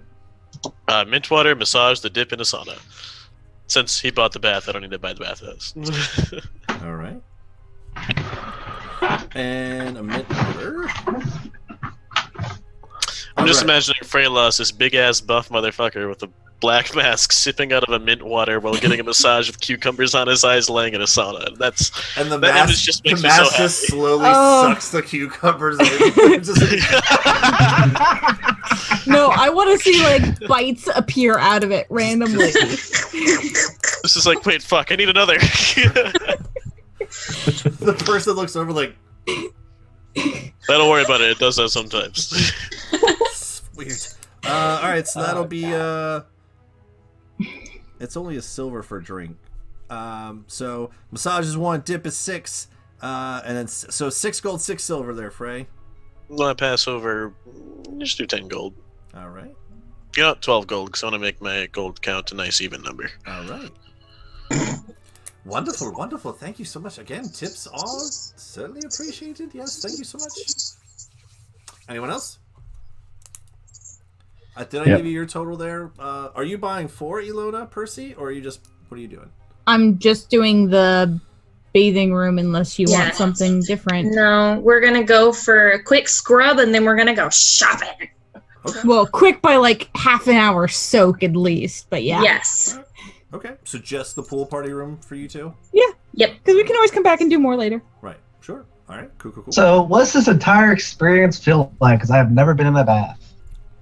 Oh, it's gonna be fun. I'm just We're getting. gonna let everybody get up their stuff first. Yeah, I'm getting everyone's down here. All right, Styx. What are you Getting doing everyone's there, orders Chief? in. I want a dip and a massage and the strongest alcohol they have. Ha, my man. When you say that to her, she goes, But alcohol plus... Well, no, you didn't go for anything that was, like, overly heated. You should be fine. Yeah, just a dip and a massage and alcohol. If it was a sauna, we'd have an issue, but...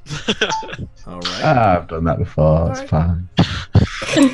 So for the dip and massage, it'll be 6 gold pieces. But if you're looking for some alcohol, I could procure something a little special. How much coin do you have in mind for this? Yeah, Sticks, I think I still have some. I've got that. I'm trying to do alcohol. I've got a load in my bag, but I want something new. Man, I got this like whole thing of Apple Jacks I bought for us. That's fine. That's for later. That's traveling drink. This is shit. Now I need relaxing drink. I like the way you think. Well, I mean, I do have something that might put some hair on that cute little goblin chest of yours for 10 gold pieces. Done. I'll hand over 20 altogether. Okay. So how are you feeling now that you've been emasculated by a tiny gnome with a... It's fine. She's cute. I like it. In her sexy little kimono robe. It's not the first one to be flirting with sticks. Nope. It's true. I've got to deal with Cynthia, so. He's a very He's a ladies' charismatic man. little gnome. Goblin. Yeah. Cynthia was old as fuck, Goblin. but Um, still had some juice in the tank. Oh God. All right, Volt. Just a massage. Massage. All right. All right. Cool. Excellent. So that's just a gold then. Okay, All I give her 2. Sweet. Y'all are such great tippers. Hot fuck. All right. All right. I mean, when you think about it, you get paid a ludicrous amount of money as an adventurer, so you might as well. Dish it out where you want. Okay. Cool. We're encouraging the economy. Yep, I like it. So, for all of these, so for the ladies, we can role play out going shopping, or do you just want to tell me what you get? I was just gonna take her to 1 or 2 shops that I knew of and let her pick out something. Okay. Yeah, I already know what I'm gonna pick out too, so I can send pictures. Oh in my the gosh. chat. Okay. I like it being prepared. All right, good. Oh my gosh. All right, so she'll escort the ladies first while the guys are still deciding what they want to do. She takes you ladies down the hallway, the same hallway that she actually segued down from, and she's gonna. Once you get to the end, you actually go down a flight of stairs. She has to hop off her Segway, and as you go down, there's Is there another one waiting for her at the bottom? maybe. Segway to segue. So as she goes down these stairs, you're actually going like into like underneath Ezra's kind of thing here, right? And as you go, so as you go down these stairs, it kind of like splits off left and right. And then as you go down to the right, it goes down, splits off like straight left and right. So you might want to pay attention a little bit into like where you're going here, not to say like Keen mind. Yep, that certainly helps. So you go down, Never be down, lost. down, and she takes you to this room. And when she opens the door, again, that same, even though you've already walked through this kind of like misty, humid fog environment, she walks you through, and when you open the door, you kind of get blasted again with like another hit of it, right? And it slowly dissipates out. So when you walk in, it's very dark in here, except for these sconces that are on the wall, right? Which has this nice, warm, orange-yellow glow just licking off the walls here, okay? And when you walk in, it's eerily quiet, too. And the pool is long and rectangular, okay? And off to the one corner of the side, the one sound that you do hear, even though it's very subtle, is the slow trickling of water as the hot tub that's in the corner actually is trickling down, warming up the pool into the long rectangle, all right? And when you walk in to the door and turn off to the right, there is kind of like a, not necessarily doors, but almost like a 1, 2, 3 segmented changing rooms, if you will. So they don't have necessarily doors, but they have like these curtains. And she says, "All right, my loves. Well, this will be your room for the day. Do you need me to mark down how to get? I know it's a little bit of a maze, but Don't worry. all right, fantastic. Now, if I remember correctly, you all just procured the room. So any beverages or food at all, or just?" Did you want any, Alona? Do you have a variety of fruit juices? She thinks for a moment. Sure, of course. I mean, we aim to please here at the Pipeline. So what do you have in mind? Okay, so here's what I want. And you might want to remember this. It's called the Breezy Squeezy, so you'll want to keep this in mind for future guests. It's quite the rage. Pull out a notebook and let her write it down. I need notes. Okay, all right. Well, I'm intrigued. All right, go on. And I will give her the recipe for the Breezy Squeezy. All right. Now, some people like to add alcohol, but I don't really.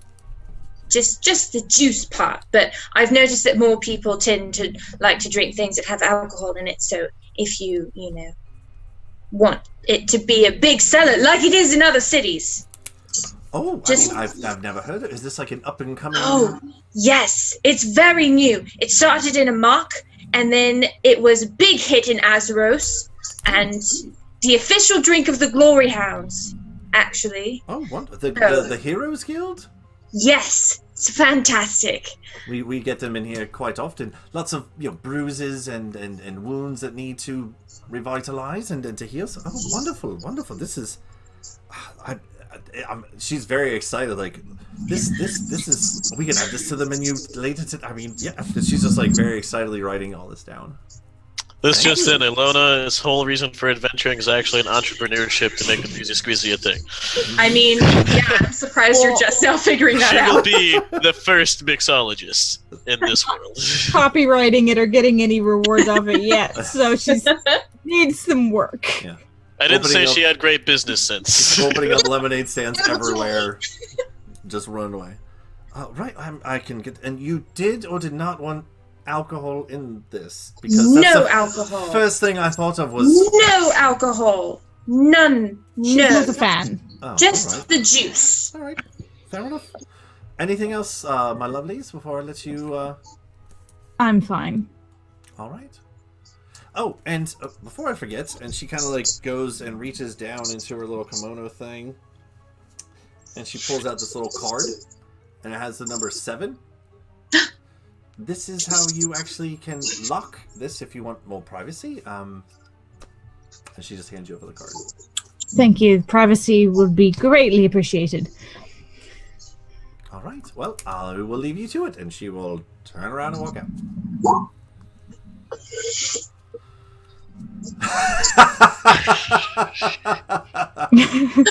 Monsters emerge from the walls and dunk you under the wall. 100% when you said she reached into her, I was like, it's a gun. You're mine now. This isn't Percy we're talking about here. It's a tiny, adorable gnome lass. That's exactly the person who pulled a gun on you. All right.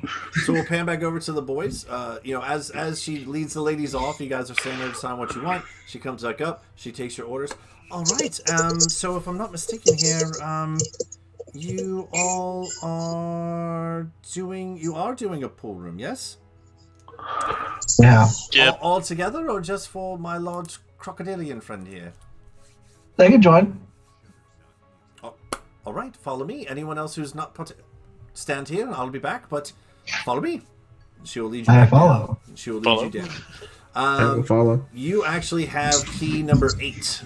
Same setup as what the ladies have. Now, if I'm not mistaken here, gentlemen, some of you did request massages, yes? Yep. Yes. Yep. Oh, yeah. I don't know what that is. I think all of us did. All right, yes, I'm looking here. Fantastic. Okay, if you want, there are changing robes. Oh my goodness. And she kind of counts. She's like, 1, 2, 3, 4. And there's only 3 things. She goes, We could share.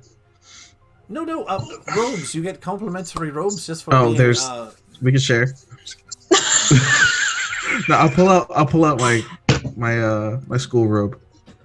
Okay, all right. I got one. Describe what your school robe looks like. It's just a white robe, and it has like a little emblem with a cloud, fire, a rock, and wind above it.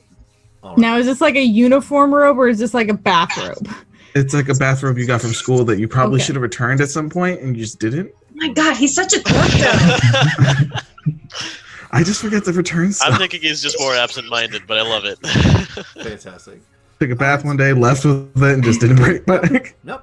He's the guy who steals sounds from hotels with the soaps. Hey, they're there. I'm taking them. I dig it. All right. Well, if you all want, I can wait outside or wait in here. I'll wait outside. When you're all ready, just come out and I will take you for your massages. We'll start off with that, yes? Wait, yeah, sounds good. Fantastic. Actually, Oh, might want to yes. get cleaned up first. You've been on the road for a while. I don't want to, scar your poor massage folks. Yeah, I was thinking dip first and then massage. Get washed and then get. Yeah, rubbed down. I get a lot of gearhearts, but we're kind of gearhearts too, and we get the shit beat out of us a lot. And haven't had a You're bath old. in a while. You're old gearhearts. Your lady Well, friends were talking Glory about. House. Glory hounds. Yeah. Which one is it, damn it? Just tell me what you are. Technically both. All right. Well, fantastic. All right, glory hounds. Yes. We have them frequently. Oh, so you all up? Okay, fantastic. She's kind of like putting it all together. All right. Well, yeah. Would you like to partake in the pool first? I can come back for massages in like 20 minutes or something if you want to. Sounds All good. right. Okay. Fantastic. She will walk out. What do you guys Glance wanna over do? at Lincoln. How's his paint shirt doing? Oh, it's all just. He's actually very not necessarily depressed, but he's kind of like, oh man. That looked like really cool. We'll do it again. We'll get better paint next time. All right. You did a good job. I kind of feel bad. Like, no, we'll get waterproof one next time. Yeah, but like not oil based, because oil based will come off with the sweat too, and like natural skin figure oils and something out. such. There has to be some kind of magic paint at some You place. can't really do acrylic either, because acrylic will stop the skin from breathing, which causes. I problems. just take my armor off and go to take a bath. all right. I'm just saying, you gotta be careful. We don't want them to overheat in middle of combat. That'd be bad. So you guys can go in. You can change, right? I don't care. There's towels and there's robes. All right.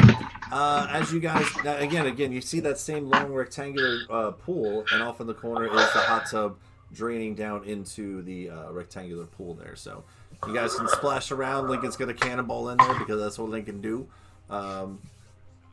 Probably naked. Yeah, that makes sense. Yep. Yeah, no. It's all dudes in here. Yeah, whatever.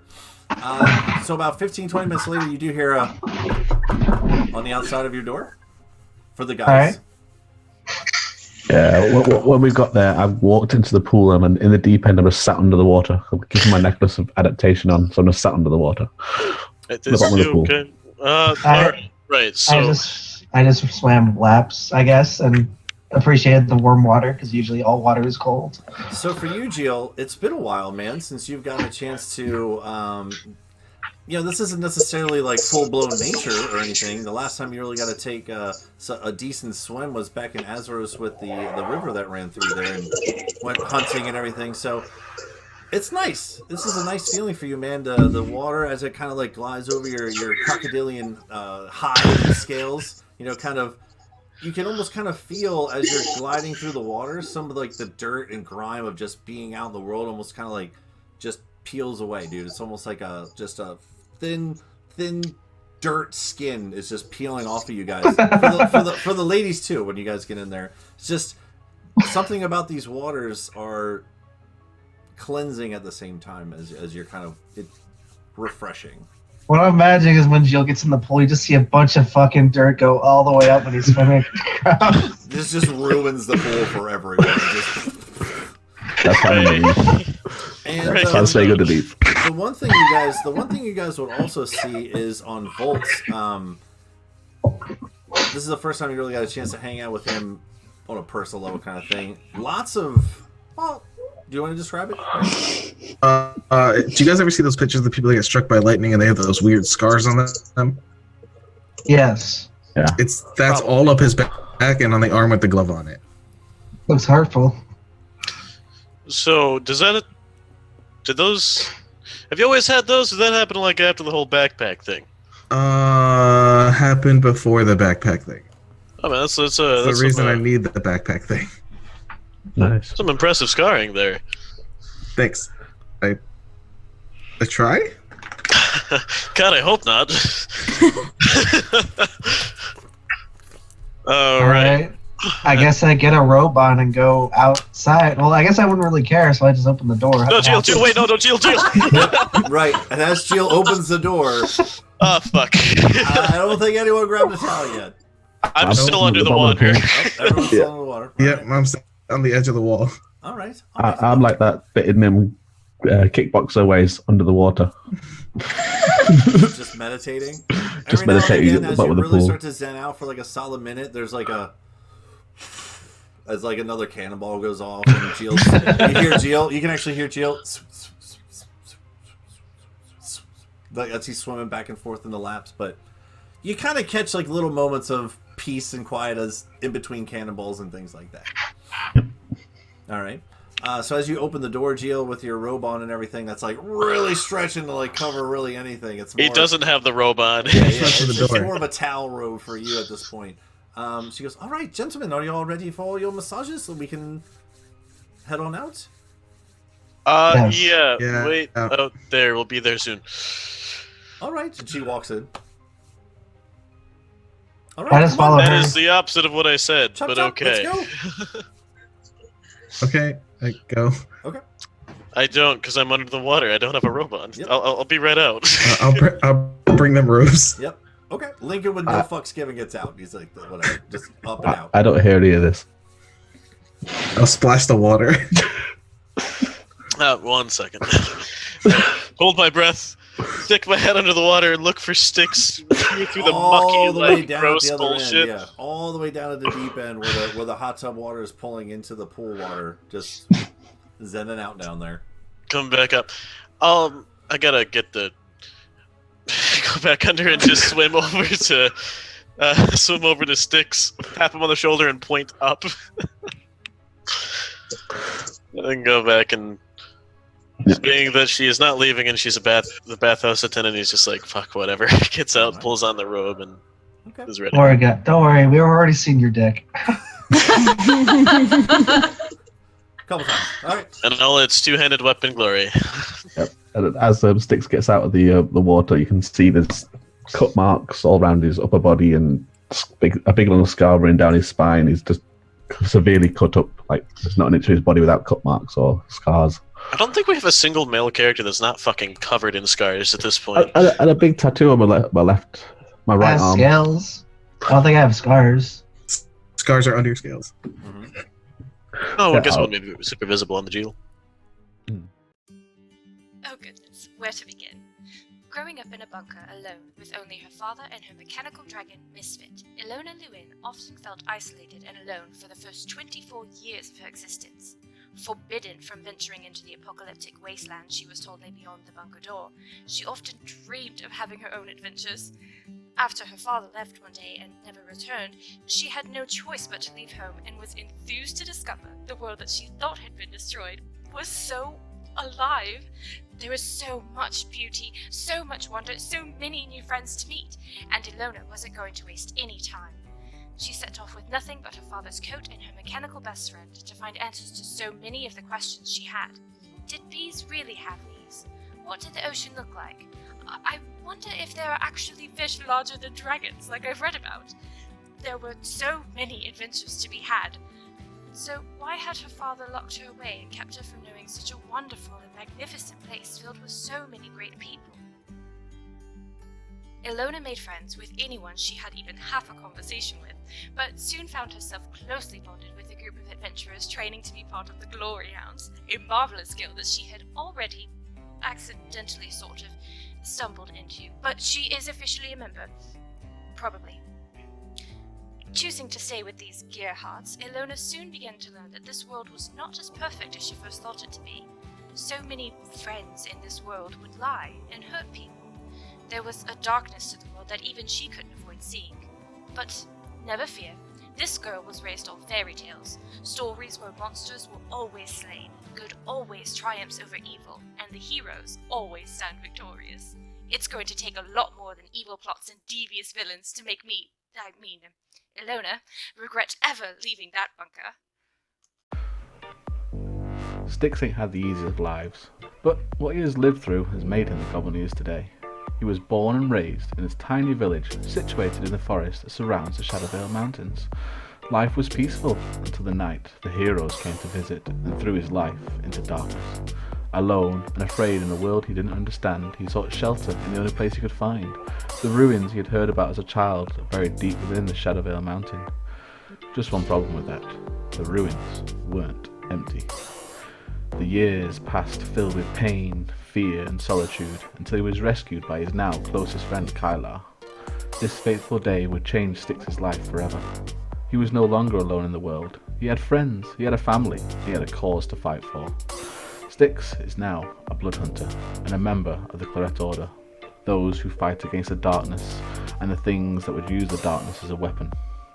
His training now complete, he has decided to travel and expand his knowledge of the world and the secrets it hides. Eventually, his travels led him to Lower Azaro and the guild hall of the Glory Hounds. Little did Styx know that this one act of accepting work would have such a big impact on his life. Styx now has some new comrades and new friends to explore the world with, and new ways to look at the world. He has found a talent for magic he didn't know about, and through this magic, his familiar, Acheron. The shadows of his past are once again looming behind Styx, but Styx knows he has friends to help him. He ain't alone anymore, and he ain't afraid anymore. He's still the same goblin he's always been, but one thing he knows for sure. It's true what they say, mate. What don't kill you can scar you for life. But the drink helps. Hello there. Name's Gilash Woodtick. My friends call me Jill. I'm a lizard folk, as you can plainly see, and this here is my introduction. I was born in what most Soskins call the Savage Swamplands. I, however, called it home, till I was run out for hunting too much. Ugh, bunch of bull. They were just jealous I was better at hunting than them. Where was I? Oh yeah, left swamp. Yeah, I left the swamp. Eventually found myself in the company of some soft-skinned mercs. They needed some muscle. I obliged. Spent a long time with them. Grew fond of them. And then one day, they died. A rival company, the Red Buzzards, thought we were moving in on their turf. So, they killed all of them. Except me. Thought they could make a spectacle of me. So they sent me over to an arena to fight forever till I died. I wasn't happy with this. So, one day, during a really nasty riot, I snuck out and escaped. I got nicked on the way out though, so had to lay low for a few months while that healed. Eventually, when I was good and ready, I heard rumors of a new merc company opening up in Azeros, so I made my way there to hide myself among them, gather some strength and information, so I can kill me some red buzzards. And that's how I met the Glory Hounds.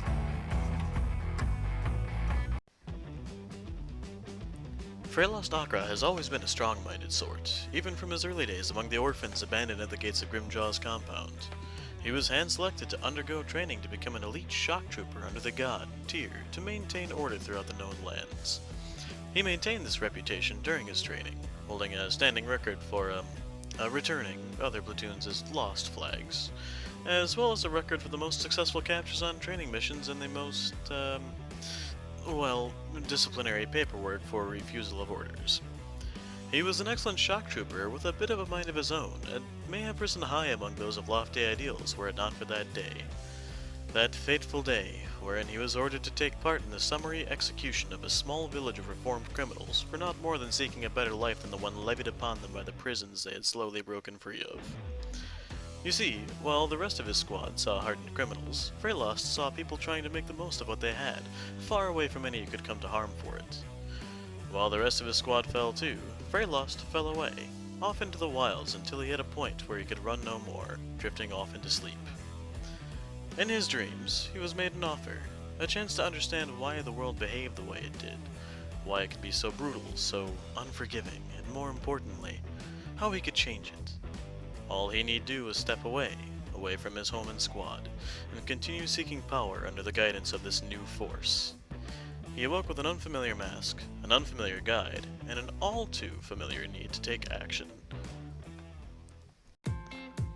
My name is Tixon. I'm the rogue sorcerer kobold of the party. I escaped my warren and wandered until after a lot of fights, near-death experiences, realizing having small legs is terrible for traveling. I found Azeros, and the Glory Hounds Guild, where, after I met the party and joined in all of their adventures, I've been through a trip in fucking half. Gained my magic from some weird dragon god thing, helping the Glory Hounds save the town, making sure a family feud didn't break out in the middle of the city. Since we left, well, all that's happened there. Faced the fallen, the Warforged and fighting for him. Well, in the background, all I know is my friend got kidnapped by him too. I'll do anything to make sure they are okay. One day let's kill that dragon that controls my worm. Free my people. I ain't got too much else to say. Just here to help my friends and make sure that I leave the world better than I find it. Oh, hi. I was told to introduce myself. I'm Voltal, a 15-year-old storm chaser. My friends call me Volt. I got the nickname because I like storms. I know, shocking, right? Did I get that pun right? Was that okay? Was that good? Okay, good. Well, I'm from a small island named Akari in the Sea of Radiance. My home is known for elementals fighting off the coast every 10 years. I was on the beach for one of these fights, watching a giant snake made of clouds fighting a water elemental. After that, I was hooked. It made me want to become a storm chaser. So I headed to the mainland to see if I could find any other storms that aren't on my island. Some people tell me I get excited when I talk about storms, but what can I say? They're so cool. I really hope that I can find other people who like storms. Yeah, like crazy storms, like when the wind blows from a cold to a hot and makes a tornado that can destroy an entire village by just going through it. Wait, we're out of time? No, but it was just getting good. Persephone Sharonford Vanderoth Kearney de Renard III, fourth child of Viscount Zephyros de Renard, daughter of the House of Blades. At your service. But don't let my good breeding fool you. My family not only rules Theros with the other 3 houses, but we also control its military. As a child, instead of playing with dolls and learning how to arrange flowers, like my sisters, I studied combat and tactics with my brothers, and I was rather good at it. Then I discovered engineering and constructed my first firearm, Requiem. Life was going well, until I overheard my parents discussing an arranged marriage for me.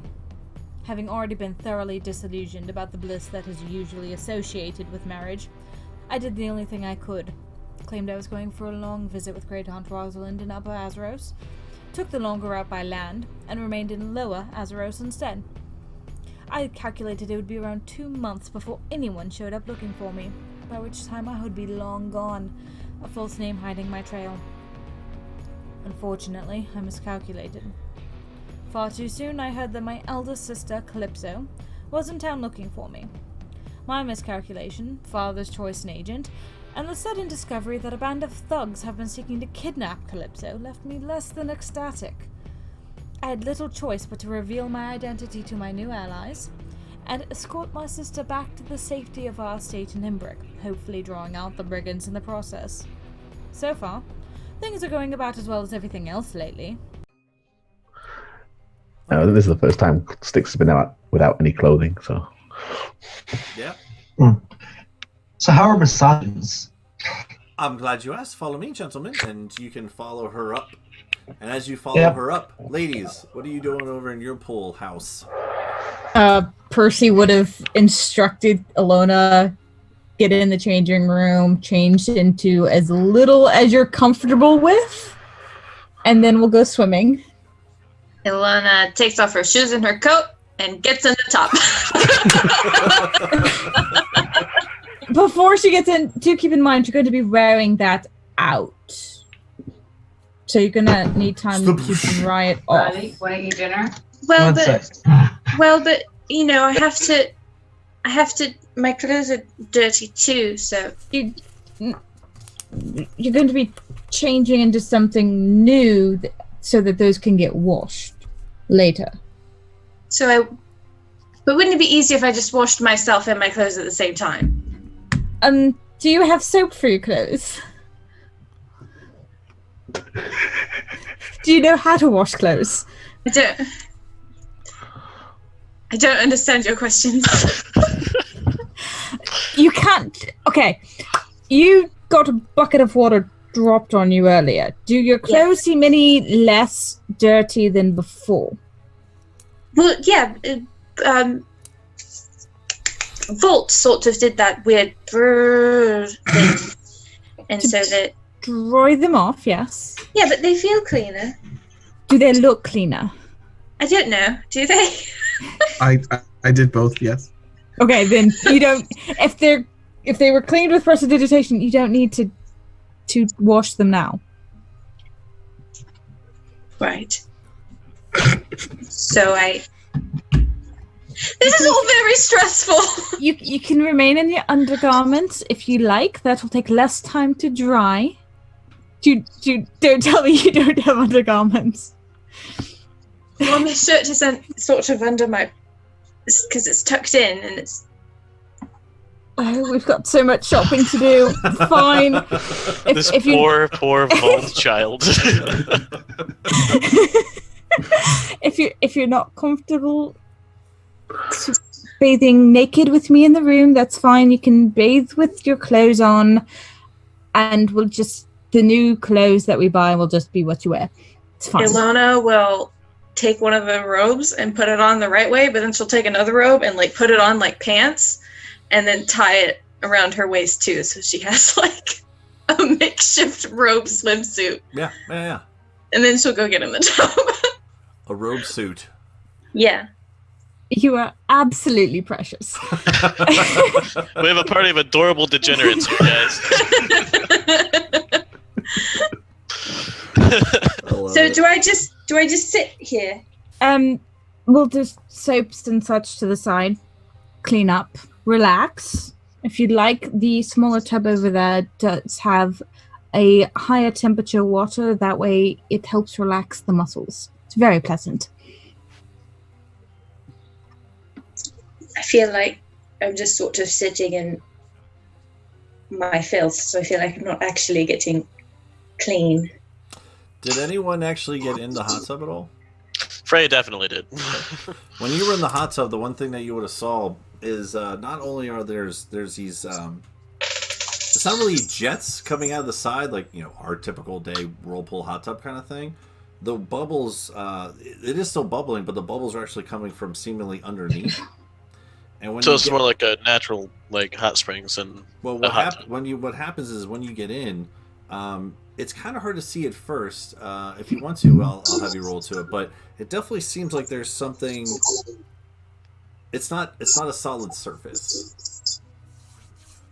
Like when you get in, when it is a solid surface. Like when you get into the tub, it's not like you see like a solid color. There we go. That's what I should say. It feels like there's a bottom, but like you put your feet on it. Well, Freya's kind of a curious guy. He'd poke his head under, have a look. All right, cool. So when you poke under the water there, what you actually see is the whole bottom of this hot tub is one giant glass bowl that you're in, okay? And when you look through the giant glass bowl, there's actually copper piping that kind of wraps all around the bowl itself. And underneath where these bubbles are coming from is actually the water being heated by these pipes that come around it.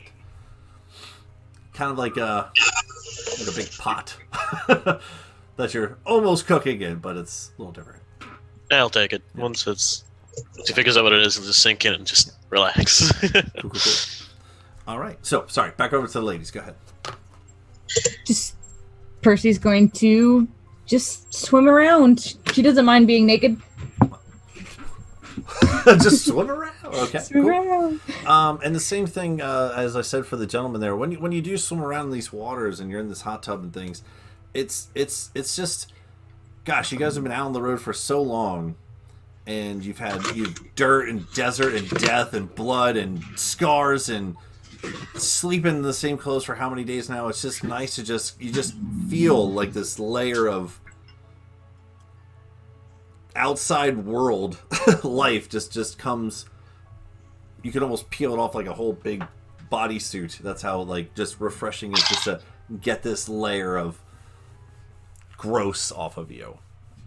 And it's kind of hard to tell. I mean, it's a little bit of just not having a bath in a really long time, but it just seems something about the water too. It's just very adding an extra element of comfort. Ilona will, as during the bath, just kind of mimic what Percy does because she doesn't really know what she's doing. But she will not swim. Okay. She will stay in the shallows. Okay. And just like. Does Ilona not know how to swim? That's adorable. She doesn't know. Doesn't fucking way. When would she learn how to swim? Yeah. No. I mean, it makes sense. That's gonna be a problem. So you're just chilling in the shallow end with double robe on. So you're just slopping wet. It's hard to move. But I will do the arm movements that Percy's doing and just walk back and forth in the shallows. Would you like to learn how to swim?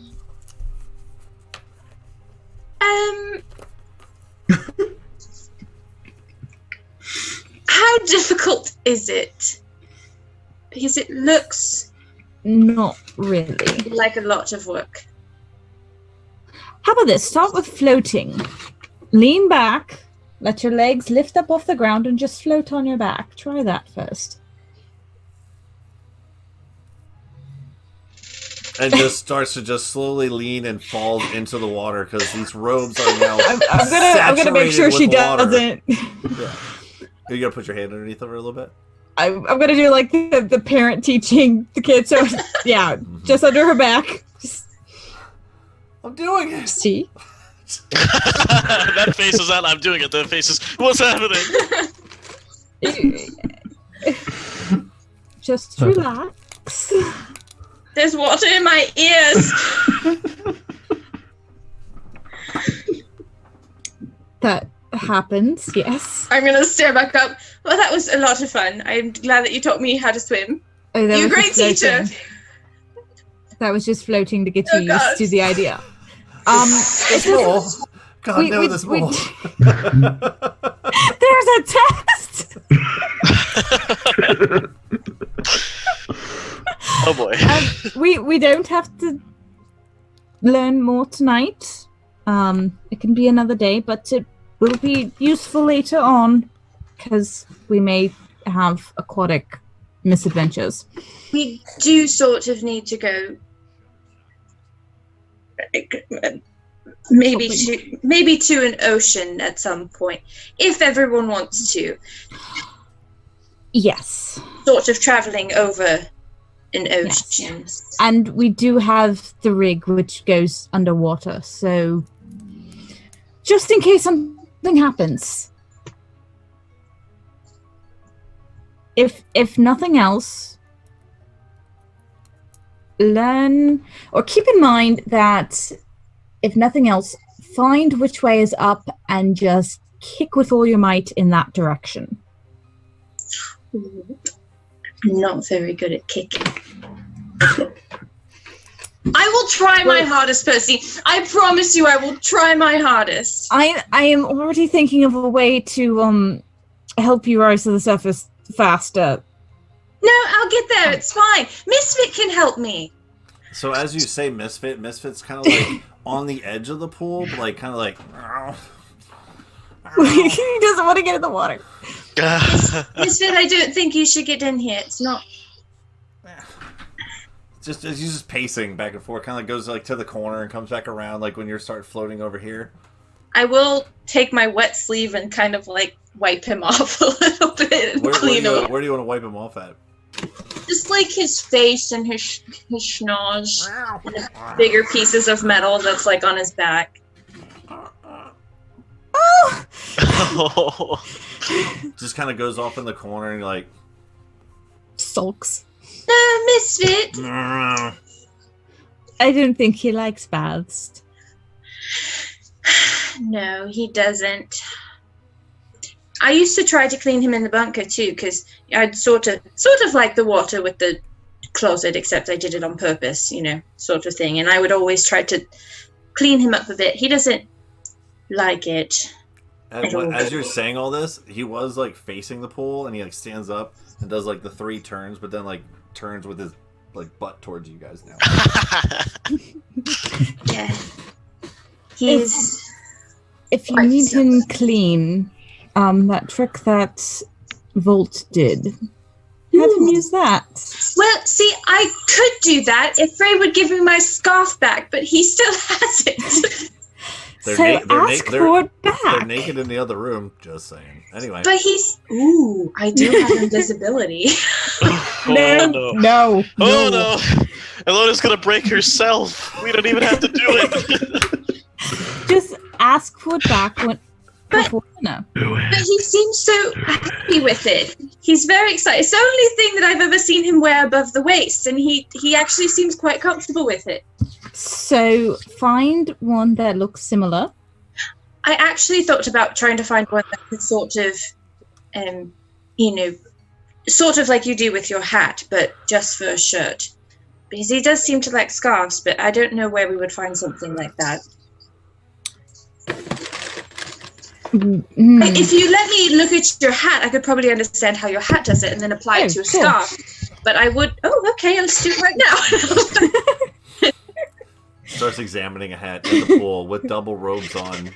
Yep. And my goggles still on. I'd make her get out of the water first. Yeah, right.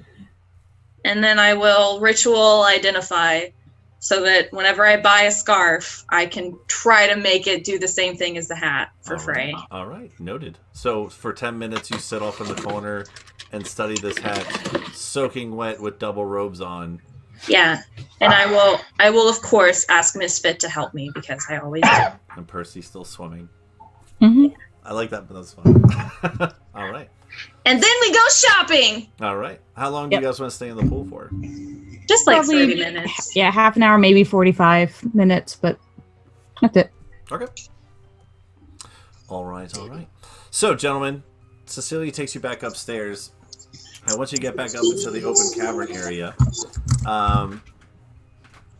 she's going to take you back towards the front and off to the side where that dwarf was walking with the wet feet, right? And when you walk into this door, you actually come around to a set of stairs and actually go up. It's kind of actually hard for Jill to actually walk through, but you make it.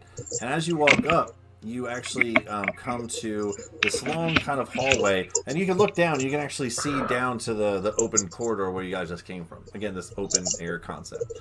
And on this long hallway to the side is 4 doors. No. Sorry, 3 doors. 3 doors on the left-hand side. And she looks at it, she goes, 1, 2, 3, 4, 5. All right, well, these are the massage rooms, gentlemen. 5 of you and 3 doors. I can take something in here and something in here. It's no big deal. Just pick a door and I'll get you sorted. I go through a door.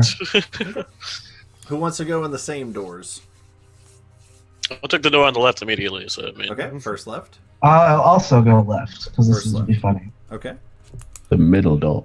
All right. Well, shit, whoever goes to the left is going to have the work cut out for them. But Jill and Frey. Okay. Middle is Styx. Are there 2 rooms or 3? 3 doors. Yeah, I'll go in the middle. Middle was Styx. Okay. So Lincoln's by himself. That's fantastic. Poor Lincoln. Doors too. He doesn't have to take the 3rd one. That's okay. No, we're good. So, I'll describe what happens as you all go into these rooms, okay? So, as you walk into the room, and she escorts you in, she'll start with Jill and Frey first, okay? And she's going to leave you gentlemen out in the hallway and take you inside. And when you come inside this room, it's actually kind of plain, to be quite honest. It has some, decorations and things on the wall. There's like a bamboo kind of playing off in the corner, but all you see in this room is just a table in the middle. She says, all right, whoever would like to go first, just hop on up and lay on your stomach and whoever wants to go. Rock, paper, scissors. Oh, yeah, sure. Let's do it. Rock, paper, scissors, shoot. Oh. Aha, that's nice. me. All right, and she kind of whatever. hops, hits the table. Just lay flat on your stomach. I thought you said, okay, yeah. Did I It's say flat back, on the stomach. back, stomach, whatever. How about the fuck you want to lay down? I don't give a shit. Just lay I lay down on my side. on your side. Fantastic. All right. So, I lay down on my stomach. and as you lay on your stomach, she'll place a towel over your fray bottoms and says, "All right, well, enjoy." And she presses a button and pulls a lever, and the table goes through the wall. Oh boy! As the table goes through the wall, Jill, you see another an open, much like when the clockworks came up, the floor parts and another table comes up, and she just goes, "Hop on there, big man." I do. Conveyor belt massage, boys. And as you lay on your stomach and your tail's there, she's like, She just drapes a towel over somewhere back there. She goes, "All right, hold on." Boop. I hold on. Through the door, through the wall. All right. And then now you guys on the outside hear this. You hear it twice. Moments later, Cecilia comes out. All right, on to door number 2. Here, follow me. And she walks down to the door. Who, I believe, Styx and Volt, yes? Yes. Somewhere along the line, she got your names. Come on in, and come on in. Probably when you paid her. With your Dungeons Express card. So there's no important question in all this. I believe Volt mentioned he still had his crystal thing in his hand and such. Is he going to keep that on for the massage? Just a glove. Oh, okay. Yep. All right. That's the previous gentleman did rock, paper, scissors. I just need one of you to go first. Whoever wants to, or you. I'm just going to jump on. All right. Well. Volt's going to go halfway wave for him to go. Oh, never mind. He already went. Boom. I won! So as you hop up there, Styx, she goes, all right, and just places the towel. And she goes, all right. You ready? Go. All right, go. And she press a button to pull the lever, and Volt, you watch as Styx's table vanishes through the wall. And the door opens up from the floor, and another one pops up in the place. Yeah, I'm not going to ask questions. All right. Just hop on Slide up. down. Yep, right. And she's gonna look at, and when you lay on your stomach, it looks at your back. She's actually gonna look at it for a second and be like, "Oh my, what? If you don't mind me," and she kind of leans over. If you don't mind me asking, what happened here? Oh, I got struck by lightning. It's normal, I guess. No, it's not. No, that is not. Not a normal He thing. says, hopefully. I mean, It doesn't hurt. It's fine. There's just think of them as tattoos. All right. Well, They're scars. Just for the sake, and she's gonna walk over to the one wall where that bamboo thing was. Do you want to watch what she does? Yeah. Cool. So as you're kind of laying there, I'm waiting for her to pull out a gun. Yeah. This entire time. From the bamboo shoot. She actually goes over to the bamboo and actually slides a part of the bamboo down, and you can see there's a series of like gizmos and gadgets and buttons in there. You can't really see what she's doing, but she does kind of and then cranks the button. She actually turns a dial and then closes it back up. All right. This should make it a little bit more enjoyable. Not to say that it's not, but a little less. Well, you'll see. Ask your friends afterwards. Okay, bye! And then presses the button and pulls the lever, and you go shooting through the door. Bye! Okay. And then she's going to go over to Lincoln, and Lincoln will tell you what happens. So, gentlemen, this is what happens when you get shoved through the wall, right? When you get shoved through the wall, you actually come into another room. But when you come onto this room, your table actually slides onto this conveyor belt kind of contraption, all right? Fucking called it. And when your table goes onto this conveyor belt, you actually start to go through, and you don't actually see any people. You actually see these large, like, metal and geared hands going up over the conveyor belt that you're on. And as you start to go through and you're laying on your stomach, these hands come down and...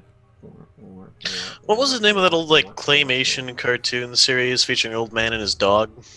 Wallace and Gromit.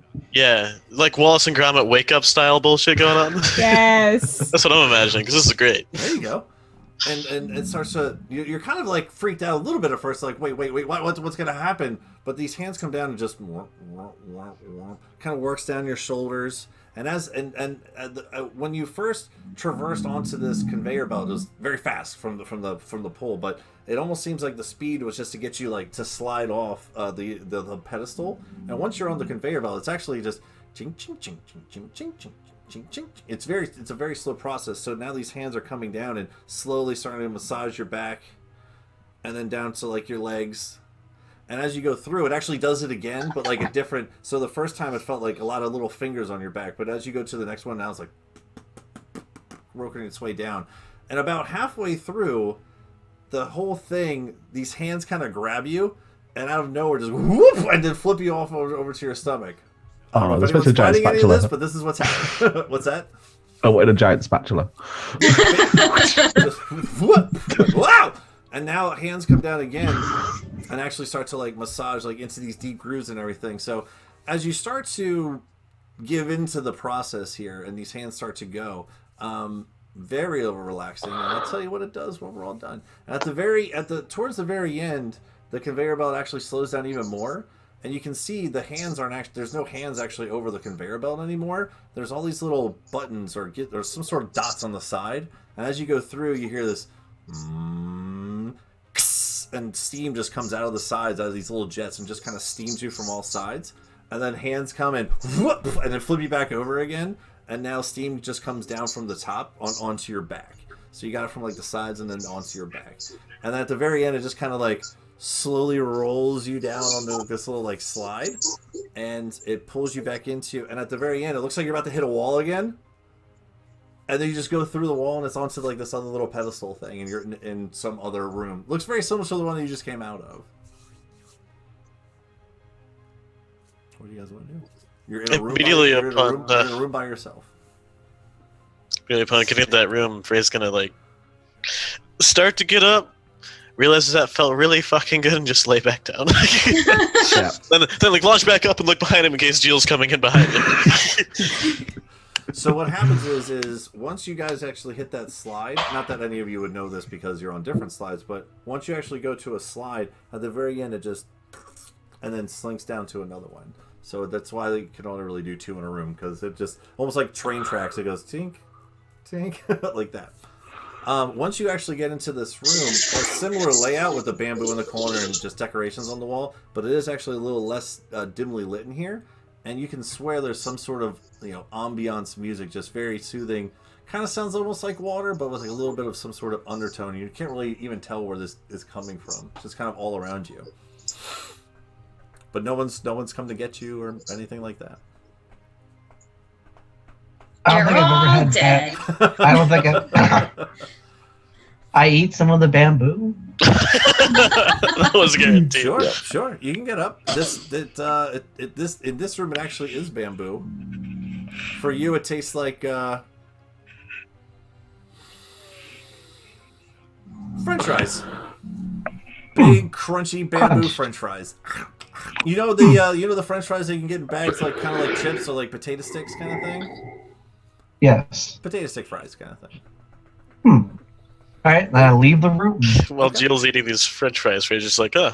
All right. Hey, this is a good workout opportunity. Actually, I'm all warmed up, so I'll knock out some. This whole process probably took about 25-30 minutes, by the way. Just a slow moving conveyor belt going through all these different hands and steams and everything like that. Guys are gonna be late to dinner. I'm not going to dinner. Fuck that. So as who's the first to? Jill, you're gonna be the first to leave the room. Yeah. I need to go do the dip. Okay. So Volt, the one thing I will say too is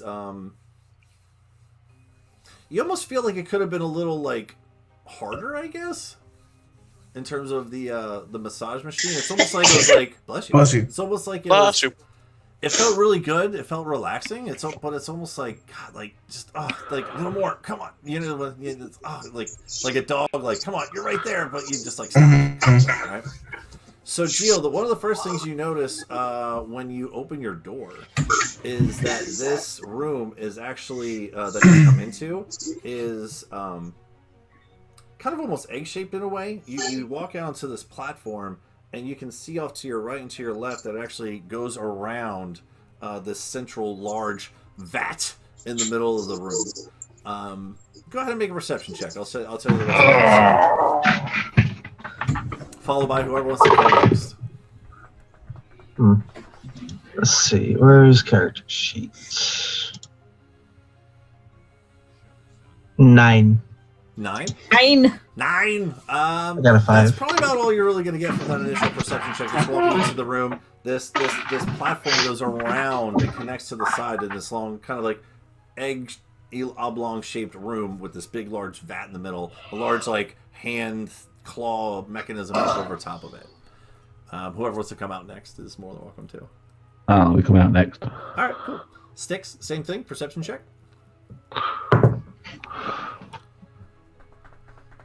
That'll do it. 21 total. 21. All right. So first of all, when you first come out, you see the same shape. Gio is off to the side. It looks like he might have just came out maybe a moment or so before you did. The one thing I will say with your 21, man. So with the angle of all this, when you look down, you can see that whatever is in this vat is, again, that same sort of like brown and tan and brass and copper, all these different kind of colors like coalescing on themselves. and it seems almost like it's not a steadfast liquid. It seems like it's almost churning or moving on itself. And every now and again, you can sort of see like a little boop, like a pop, like a bubble or something. And it just continues to spin. Who's next? Frey. Frey. Okay. Come out. Volt. Come out. Mhm. And you wait, guys. Wait a moment. 1, 2, 3. And all of a sudden, you hear this. And Lincoln that comes out of the door, he's like kind of like half bloodied on the one side, and he's kind of like hair all mangled and stuff. Dude, what happened to you? That was nuts. I got attacked in there. That was crazy. That was not fun Lincoln, at all. Lincoln, what the fuck did you do? He has like a little bit of blood like dripping off the one Did side. you fight it? Yeah, I got attacked by like some wild like hands and things. Lincoln, that's a massage. I'm gonna go heal him. And as you walk up over, you can see like his hair's kind of like mangled on the side. He like barely has his towel off to the side. He like busted out the door. He's got blood coming down the side of his chest and everything. He's like kind of like half panting, like leans on the side railing. I want my money back. That was nuts. What is this place? Come over, give him some heals. It does kind of heal up some of the wounds and everything. I think mine's broken. I got attacked in there by these. I don't know. Mine was really in the weak. face. I feel like I can't see out of my eye, man. Lincoln, did you move around at all during that whole process? Well, yeah. Well, that's where the fucking problem was. It's designed for you to just lay there. It's very relaxing if you don't fight it. Well, I'm stressed out, man. I thought I was getting attacked by machines. I admit that she probably should have told us more about this whole process, but, like, you brought that on yourself there, man.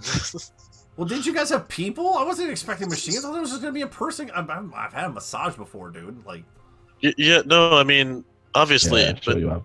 no people. It was all machines. Oh, this whole town has been very machiney. It's all run by, like, Warforged and shit, guy. He's kind of, like, rolled his shoulder a little bit, like, I'm not doing that again. No way. Well, this pool of chemicals.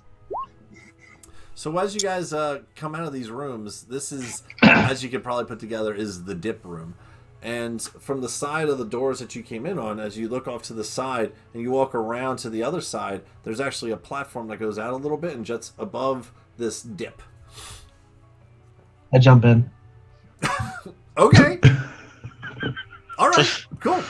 So as you jump in, you'll see off to the door where Lincoln was. There's another side door over there, and you see Miss Cecilia walk in, and she sees you kind of mid-jump. She's like, "Oh no, hold on!" And she like starts to like little mini gnome run over to the side, and as you like a gust of glump in the chocolate factory, jumping into this big vat, Geo, there is as you jump in, it's very hot liquid that kind of like just immediately just coats your whole body, and as you go underneath, you are instantly starting to not be able to breathe, even with your crocodilian features. This isn't water. This is essential oil, natural oils from the earth, that kind of thing. So as you're underneath, and you kind of like, do you want to take a breath like this is water or not? That's up to you. As a Geo, as a crocodile. I don't breathe water. I hold my breath. Okay, cool. Oh yeah, that's fair. All right, so when you go under this vat, it is still very hard to swim. It's not like water where it's it's kind of thick and gloopy. And as you kind of sink down to the bottom, you feel like something kind of like hits you. Not necessarily hard, but it like hits you again. And there's this large sweeping mechanism that's churning this vat as you're in there. You guys up top, you see Cecilia running over to this thing, and there is like a little side compartment, a little side panel, and she goes, "Oh gosh, and she's like, no, and she's like, there's like a little like knob, like a little joystick almost thing, and she see that large hand like, like, oh yeah, okay. Here, let me help. I'll go over and just kind of like reach in and try to pull Jill out. So this vat, okay, you guys are probably about a good 8 or so feet above this vat. This platform goes. Is elevated above it, okay? Well, never mind. Yeah, then. you can't really reach in there. So you would notice that as you start to, you're gonna go reach in, you're like, oh, okay. It's almost like you're on like a 6 foot high diving board. It's like you couldn't really like reach in and grab him, but you do So feel Jill Jill can- kind of struggling in there. Real quick here, how does this arm thing work? Could that like put me in there because I can grab him and can it lift both of us up? No, just hold on. Just let me focus.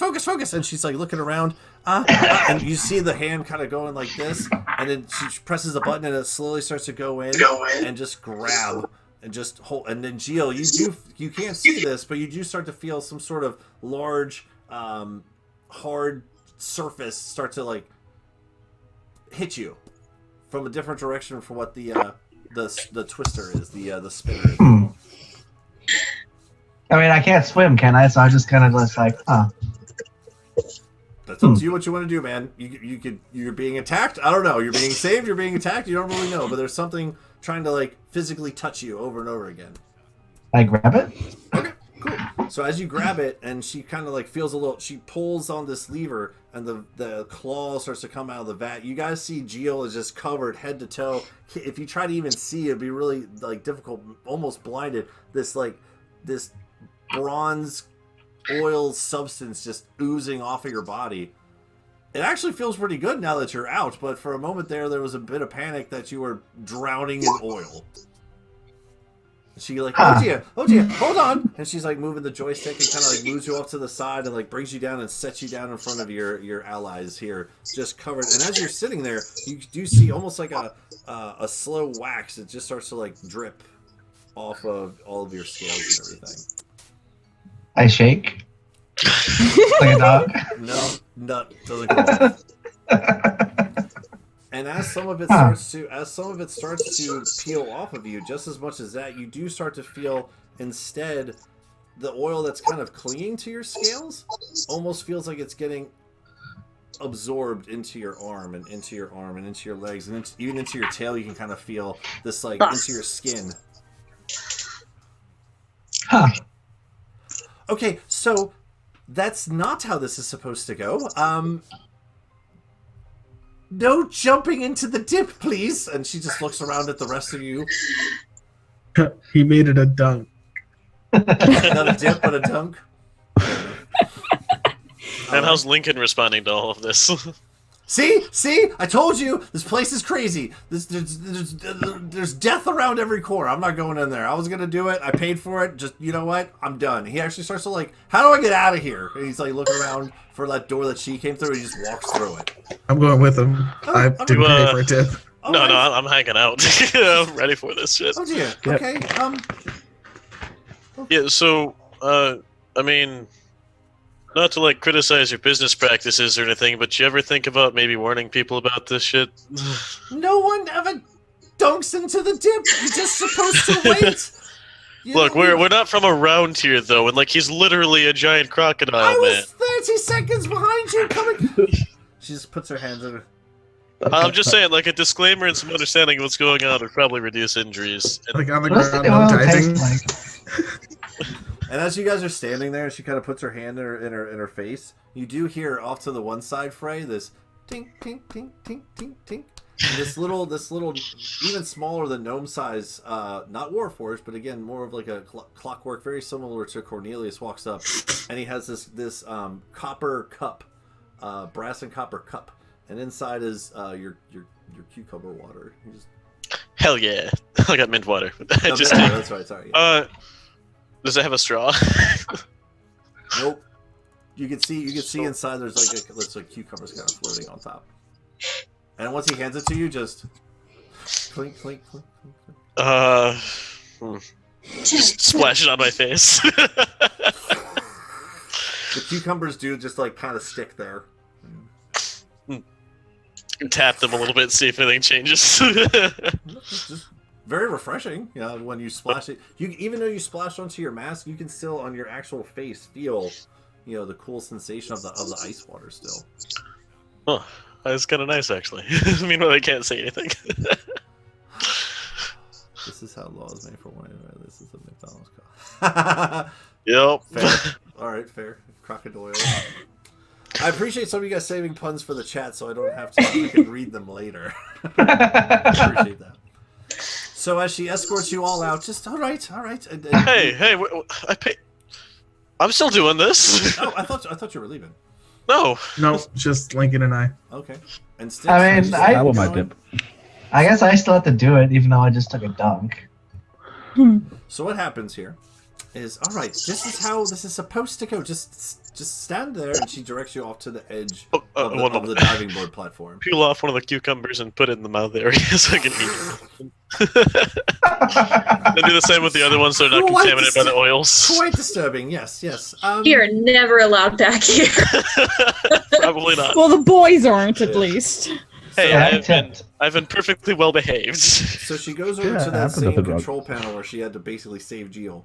And as you stand there, you see this claw actually activate and come down, and ever so gently kind of like wraps you up underneath your arms and just hoists you up and starts to slowly dip you into this essential oil, right? And it takes you right up to the neck level. Interestingly enough, not all the way underneath, probably for reasons. But as you sit there, you do start to see that same thing that Geo felt kind of bump him, that stirring mechanism kind of going around. And she presses another button, and it starts to spin a little faster, and then stops. And as those oils, they're not necessarily going as fast as the mechanism was, because it's not water, it's oil, but it's slowly just coalescing around you. And as you're sitting there, you can feel like all of your muscles kind of like release all at once. Just any like internal, just nasty toxins and things just kind of all release out of you. And as they release at the same time, you start to feel these oils start to seep into your very like molecules of every skin and hair fiber on you, from your braising pectorals and your abs and everything. Like, you just full body immersion into this oil seems to have like full body revitalized your like muscle tonality, if you will. Anything special and magic-y about it, or just like mineral stuff? In terms of like the components to it? Yeah. Make a nature check. Okay. I am great at those with a +0. Sure. 5. 5? This lady just dipped you into some oil, man. But it feels good. Cool. Thank you. And so, again, as you're sitting there, probably for about a good, like, 5 minutes, actually, all right? She pulls you back out, and as you stand there, just as much as you saw with Geo, the oil starts to, like, kind of come off. But as much as coming off, you do start to feel some more kind of suck into your muscle tone and definition and things. Sticks. Boop. Geo, she's going to think long and hard about that. You had your dip. You're done. I mean, technically, we had at least a couple more paid for that weren't being taken because, well, we got a couple of fucking pansies in the party, but... I didn't buy one. It's like if you read the back of the menu, it says, like, no refunds. Yeah, I didn't buy one. Don't break Only our Lincoln shit. did. Yeah. Vault didn't buy one. Yeah. All right. Mm-mm. You guys all have money. He has allowance. Sure. So as you guys all take your dips and everything, she... What's it taste like, by the way? Front. The oil, like chocolate syrup. Oh. So even though you were drowning, it's not a bad way to go. So as she escorts you all back out, I don't know if anyone bought a sauna thing. I don't really necessarily. Yeah, I did. know. You did? Okay. I went all out. I think I did, but... The sauna is very similar to the saunas that we have today. But Frey, you would notice just as much as like the hot tub, when you go in, it's not so much like pouring water onto heat rocks. There's all these different copper and bronze pipes as you and Jill are sitting in there with your half-on towel for Jill. All these different copper pipes. Every now and again, if you turn the dial, it's just coming out of different pipes at different times as you're sitting in there. So kind of fiddle with the dial, play with it excessively. Fill it with way too much steam. Like to fiddle? Oh yeah, absolutely. If you turn it all the way up, it's like like an accordion of steam coming at you. Yep. I just started all the way eating my up, rope. all the way down, all the way up, halfway down, I'm a all the way tower, up, right? halfway. You guys are gonna get kicked out of this. Never allowed back. I wish they just set it about 3/4 and leave it there. But... So That's like a towel, right? So for a moment, while you guys are all having your massages and dips, I'm going to pan back over to the ladies here for a little bit. So after you guys are done swimming and everything, and you walk your way back up to the outer streets of Imbrick, you are going shopping, yes? Yes, and we know what we're gonna do. It's just a quick shopping thing. So. Okay. What you getting? How much? And who's your dad? What's the boo boo? Well, I understood most of that. So let me answer what I did understand. All right. Because I got to write it down. So go ahead. So I'm going to buy, probably with Percy's help. First thing Alona's going to do is she's going to want to buy a ball gown for the wedding. Okay. We can do fancy dress shopping later if need be. Okay. that can be very time consuming. So that can be like a full day later. With Percy's fair points, Ilona will resign to just getting a more appropriate fitted outfit. And after some trying on and doing fashion shows and partway wanting, like really loving it and partway hating it because she doesn't know what she's doing. Mm-hmm. She'll eventually land on like a hold on, I have it. It's like a little. It's got like a little lacy skirt that has like a bunch of different lace layers, and then it's got like a leather vest that she can attach a bunch of her stuff to. It's got like little poof sleeves. Interesting. I like and that. She has a pair of boots that fits now, and she also has rainbow stockings because the skirt only comes down to the knee. Awesome. Yes. Amazing. And she will also buy a scarf for Frey. What's the scarf design? Is it going to be another rainbow? It's going to be like, it's not going to be a rainbow, probably, but it is going to have some like color pops to it. But it's going to be like, the base is going to be gray, but then it's going to have like kind of goldish trimming on the end with like maybe black stripes on one end as well, and then also a little bit of red in there somewhere. Ooh. I dig it. Kind of like his dragon scale. Yeah, bag. kind of like that.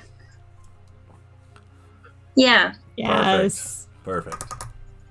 But gray instead of white. And Percy? I didn't need anything. I was just helping her shop. Oh, okay. She's just, yeah. And then I Fancy think dress shopping will be later. Yeah, I think that's it for us. I think for like the girls, we're good to like fast track dinner. Okay, all right. But I think what was last decided was that Ilona was going to help Frey, because Frey doesn't, unless Frey's going to go to the dinner. No, also, it wasn't really decided. He just mentioned that we should probably do it that way, and then, like, didn't explain why, and no one said anything. Yeah, but Ilona caught that because she knows that Frey probably wants to see her himself. So what she would go back to the bathhouse to meet up with the guys. Right.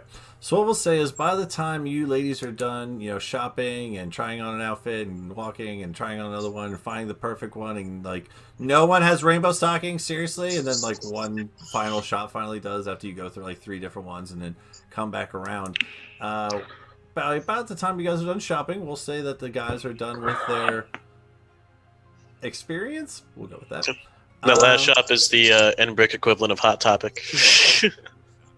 Oh wait, yeah, no, probably go there first. Yeah. Once I was done with the sauna, I probably want to go back and wash my armor in the pool.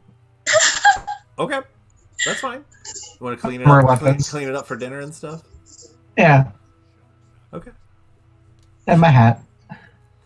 Just making it, hat. making it his own little like geo pond of like, this is where I do my laundry, and this is just mud floating everywhere. All right. So, as you guys meet up outside the pipeline, and you can make your way back across the bridge towards the House of Blades. I'm eating my robe on the way there. Of course you are. Tastes like hard marshmallow fluff. With a little bit of a caramel tinge to it. Tasty. So what is, because this is important, what is everyone wearing to this thing? I just got Ilona here. What else is everyone doing? I'm wearing Armor my and normal hats. outfit. Okay. And I'm looking like myself. I'm not hiding it. Hey. Absolutely nothing changed for Frey, and he has no intent of going past the front door. Okay. Okay. Oh, but if he knocks on the door and a Warforged answers, he's gonna name it. Okay. I dig it. Who's that? Who's next? I'm just gonna button up my nice coat and then spray some. We'll do lavender. Little lavender smell on me. We'll keep going. I like it. I smell- Prestidigitate a little bit. Yep. All right. Yeah. They smell like whatever that oil was smelled like. Okay.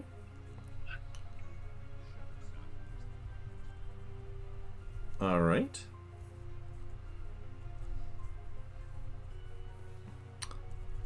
So for Lincoln, alone, what you'll notice is that he actually comes out of the pipeline with, he doesn't actually have the same Under Armour, the same stuff on underneath. He actually has on what you, one of the things you originally met him in, which is more of like this military-esque kind of undergarments, which are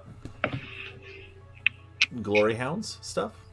So he doesn't have on like his green that you guys all met him in. He has back on his Glory Hound stuff. It's probably the nicest stuff that he has, so I'm gonna wear that. Sticks, how about you, buddy? Still wearing the same clothes, but I'm going to cast Disguise Self on my clothes to basically neaten them all up to their original posh, pristine and clean, and it's just the clothes I'm changing. All right, I like that. That's cool.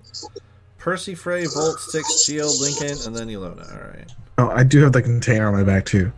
That I can't do anything with that. Just painted. All right. So, as you got... Oh, shit. You know what? I did forget to do something. That's okay. That's fine. We're good. We're good. We're good. We're good.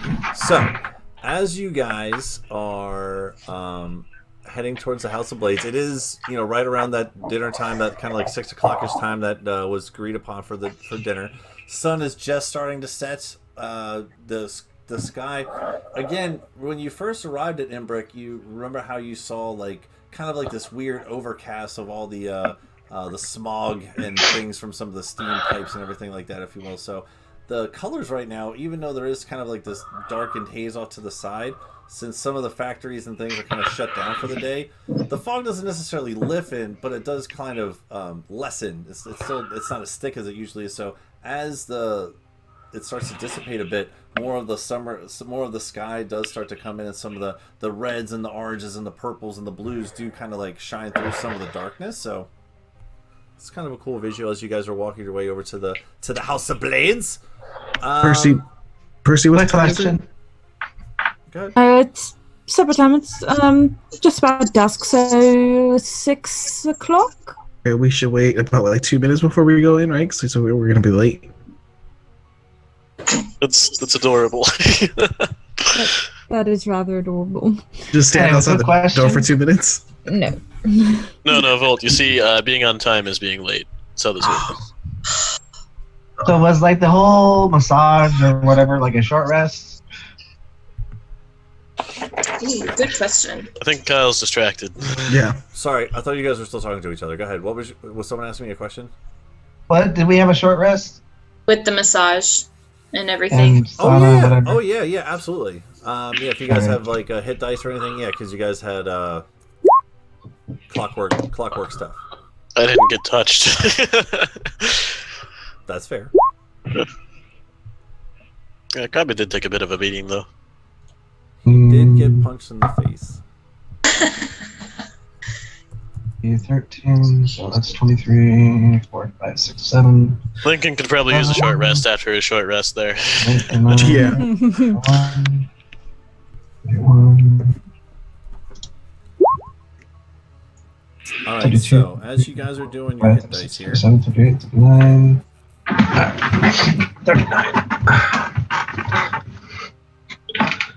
Alright, so as you guys are doing that, so you walk up to the House of Blades and knock. Gerald comes to the door. Welcome back, everyone. stops for a moment. Good evening. Are you going to let us in? Look who we found! Lady Persephone, yes. Oh my God! By all means, walk. And he opens the doors wide and escorts you all in. And he's very. Is the whole family going to be joining us, or will it just be Calypso and the parents? I'm happy to see you. First of all, did you just get back now? We've been searching everywhere. We sent Calypso out to look for you, and we. I mean, she was here before. No, Jill, silly crocodile, that was Bennett. Well, is that just Percy disguised as somebody? No, I don't think that's true at all. Are you seriously saying this out loud? Yes. I'm going to turn around and look at him. No, of course not. You met me at the academy, remember? Yes, the academy. I mean, I get that you're like, I know all us fleshies look the same to you, but really, kind of play it off a little bit better. Gio, go ahead and actually, Gio and Persephone and Ilona. I'll take a deception check real quick. Alright, I don't know how good my deception is, actually. Oh, that was really good. That was really, really good. 26. Holy shit! All right. Lie your ass off. So, plus 0, that'll be an 8? I guess. Did I help at all with my addition of accusing Jill of being basically racist? Saying all fleshies is the same? I mean, you are all the same. Ah, fucking called it. Percy covered the ball here with this one, so you're good. Cool. I got a natural 1, if that changes. Oh. My God. And then Ilona entered the conversation. Why did you say anything? Because he told me to roll! What do you mean? Okay.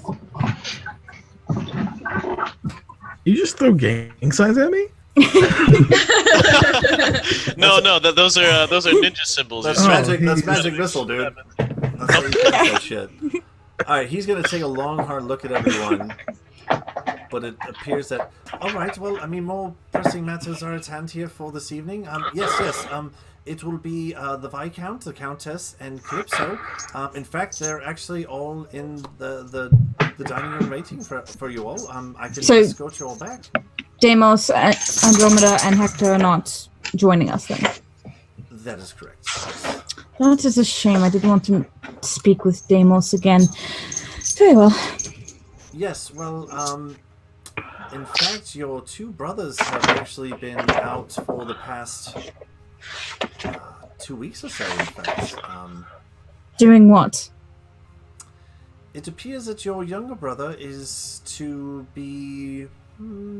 as you know, this is a family. He's starting to develop into his family commitments, if you will. I'm sure your father will have plenty to say about it. We should probably do that. He's just going to start walking down the hallway. I follow. Yeah, I mean, last I know I wasn't invited anymore, so you guys have fun, I guess. I give Frey some rations. Oh. And go. If you really want to stick it to father, then you show up anyway. Yeah. You know what? You're right. Hey, by the way, asking the person who answers the door, do you guys have a Warforged that normally answers the door? Remember, you had named at least one earlier. Don't worry, I have plans. I think there was 2 of them, actually. Yeah. No, for this, no. Actually, Gerald answered the door here for this one. Damn. All of the Warforged are being... I wanted to name it Bell so they could shout, "Get the door, Bell!" Awful. Amazing. Well, if you recall, I'll save that. I'll save that little bit of tidbit. It's okay. It's all right. So yes, Gerald is the one who answered the door for reasons, which I'll tell you later. Okay. Well, yeah, I mean, they only come for their name now, and they're probably very confused about this. That's fair. That's fair. So when you guys walk down the old hallway here, and you go into. So remember, when you walk into the main corridor, all the blades and everything are all on the main entry hallway, and you walk down the hall into the ballroom area. And when you actually walk into the ballroom area where the windows are on the sides, of 2 big portraits are on the wall that leads into the kitchen, you can now see that a long table has been brought out for the evening meal. Let me see if I can click on stuff. You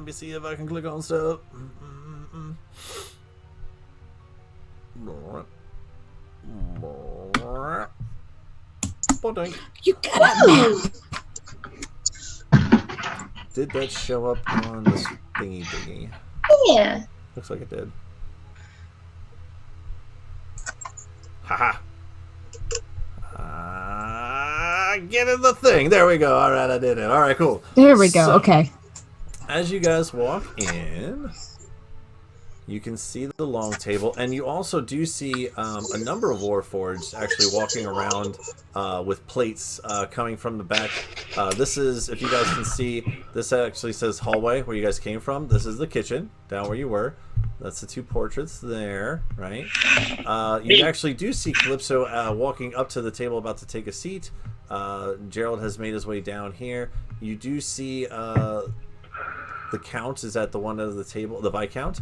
And the Countess actually has her back to you because it's the back of her chair, but she is sitting in that seat there. And what else was I going to show you guys? I don't remember. I'll get to it if I remember. Okay, cool. Oh, that's what it was. Let's get you guys. Yeah, it's because are you going to add us? Yeah, that's what I was doing. I gotcha. All right, so while I'm doing this, what do you guys want to do as you walk in? I guess I'll go sit down. All right, where would you like to sit? Right next to the old racist. Okay.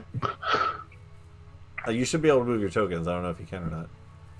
I just beeline it for that chair. All right. I'll be right there just to piss them off, but not really. So as you guys all start to walk in,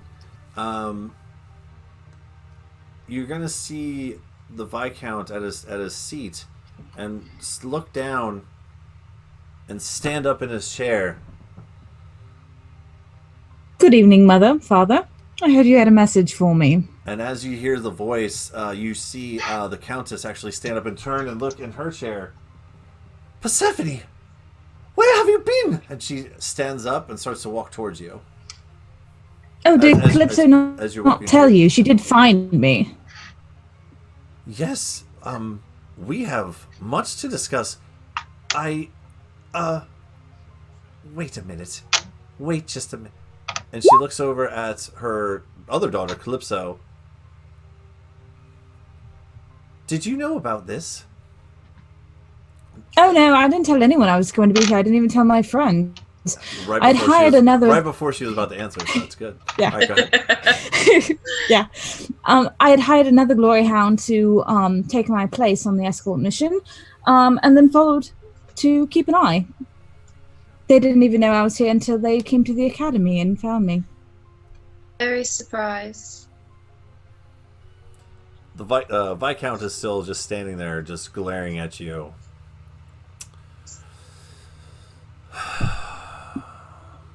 I just sit real casual. I'm half tempted to tell all your friends to leave. He looks over at But they've Calypso. been invited. You don't want to be rude, Father. I'm going to escort Calypso to her seat and pull it out for her and help her sit down. Smarmy little goblin. Pharmodon, the Smarmosaurus. You gentleman man, you. And he's going to watch that happen too, the Viscount. I'm going to make sure he can see it, yeah. Play it up. Yep. Okay. So as everyone starts to take their seats, he goes, well, if you want to have this conversation in front of everyone, that's fine. I think it goes without saying that... Well, let me ask you this first. Did your friends deliver the message that I wanted them to deliver to you? Yes, I had heard you had a message for me. You're welcome. You know, Persephone, for all of your life you have done nothing but go against the grain of what this family is and stands for, and this is just the icing on the cake. It's unacceptable and will not go unpunished. Yes, going against the grain Frey of just this kind of family like stands laughs at that a for. little bit. I have spent almost 2 years working with the Angenois to aid the military, aid the musketeers. That is what the family stands for. I have had my own method, danced to my own beats, but I have not gone against the family standards or morals. He kind of like stops looking at you and looks down at the Countess all the way at the other end, who's now sat back down. And she's still kind of mixed emotion down there. Kind of like as parents do, I guess. They talk without talking kind of thing. By the way, I'm inciting them throughout all of this, Eclipso 2, to try to get a feel for any hints about this whole plot. Sure, you want to insight right now? Mm-hmm. What's everyone else doing? Insight. Any food on the table? Oh, shit. Do I get advantage? Oh, because they're mom and pa de Renard kind of thing? Mama and Dada? Yeah, sure. Can I move Misfit to the chair next to me? Do you not have control over him? No. That wasn't... Funnily enough, I have control over him. My bad! Where's Leon gonna sit? That's his name, right? Yeah, Lincoln's gonna sit next to Frey, his new best friend. Yep. I'm just very deliberate. I rolled a 15. There. 15. Okay. Turn slightly towards Papa de Renard with a.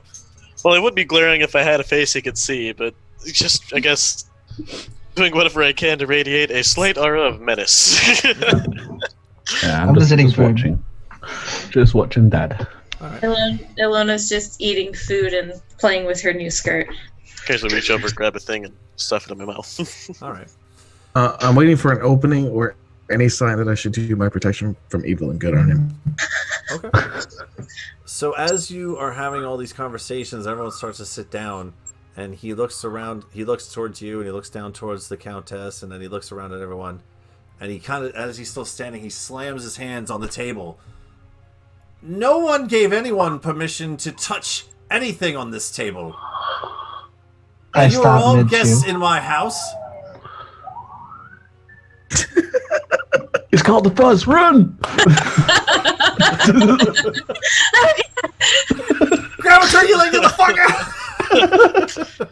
Swarming shit. I finished my whatever morsel I had in my mouth, put the fork back on the table, and just put my hands on my put my everything down. Frey deliberately takes another bite. Sure as shit, don't make us feel like guests. He's gonna look back over towards Persephone. And these are your friends. This is what you've been doing with your time. Not fulfilling your duties, but this. And he just points at all of these people. I also wasn't the one that invited them to dinner. Real quick. Yes, Ilona. Does he call on her? No. You're actually doing? Right. Yeah. I thought you were just not touching anything. Okay. No, she put her fork down and she raised her hand. Look. He will look. Yes. Can I eat, please? She's trying. She's trying very hard. He's not even going to answer that. He's going to look back over towards Persephone. I'm going to look at his wife. Real quick here, just to make sure I'm doing this right. One moment. Hold, please. But don't hold on to the table because we're not allowed to touch it.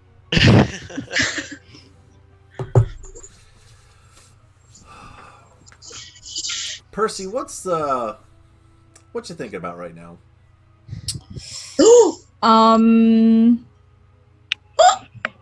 Analyzing their body language and seeing if I can get a feel for what's up. All right. Is anyone casting a spell? If you're casting a spell, I think you're casting with that question. She has a save. Yeah, and I also have a counter spell. Not everything Oh, is counter safe. spells are obvious. It does have a save for spells. There are certain things in D&D that do not require a save. Yeah, if it's As a DM, I know that. If it's the thoughts one, she doesn't have a save until you go deeper. That's true. You could get the base level surface thoughts. I There's suppose. still That's about it. incantation. There's also underlying defiance in there too. Sure. What are you looking at? Just keeping eyes locked on Dad. Okay. Just Nope, getting a read and being defiant. He's still standing there. Okay. What's Gerald doing? Just standing right next to the Viscount. Kind of with his hands behind his back. You know, very proper. Go ahead, Percy. I thought you were going to say something. So, are you going to let us eat, or do you have more things to say first?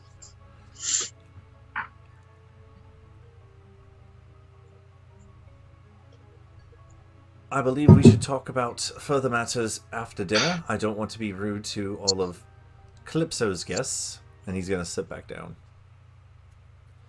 Now you may all eat.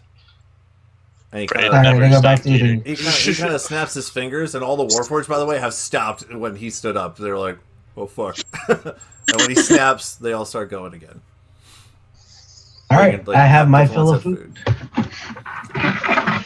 So he looks over towards Ilona. Oh. And he says, what is your name? No, please, by all means, take your time, yes. My name is Ilona Lewin. Hello. It appears just from this short interaction that you seem to be the only one with any sort of manners here in your group. Do you lead all these hooligans? No.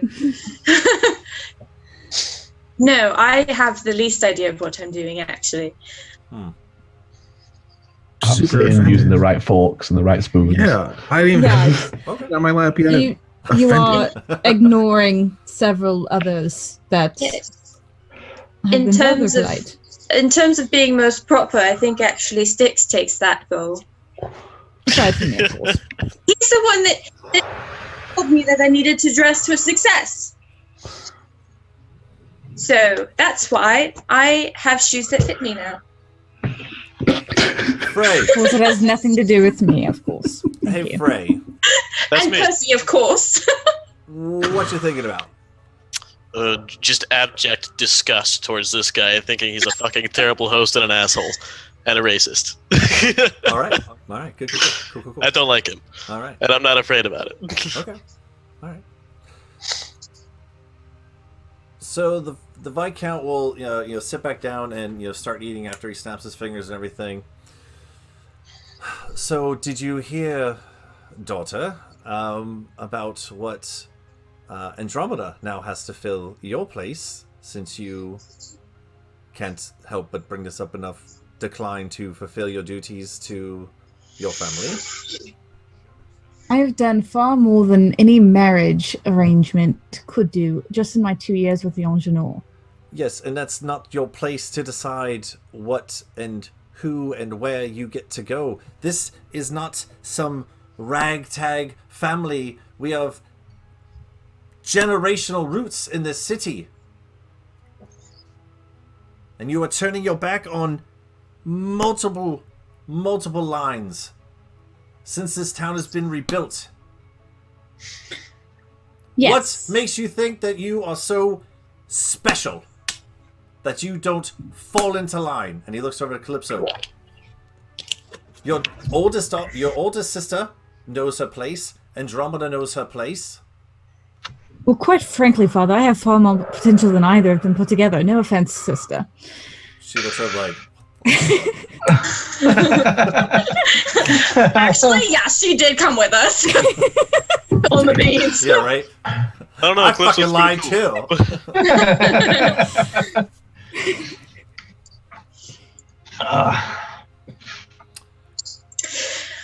It's just very disappointing. Because I don't obey every whim without thinking. You do realize I could be a rival for Deimos for heir to the title. Did you ever stop to I'm think as once, intelligent. Did you ever stop to think once about why? Why this sham of a wedding forced me to do something that I would hate? Yes, I had thought about it, and I figured it was because Wodal would be an embarrassment and ruin their family name, and I was the best bet that they thought of, but they would have been much better off with just finding a common girl that had at least as much intelligence, probably be Elven, because then they wouldn't have to find a new wife for him in 50 years to keep him under wraps. But considering they are settling for for Andromeda, it seems that intelligence wasn't the defining factor. So I would like to know, if you really are so intent on this, why? Why me? Why this political arrangement?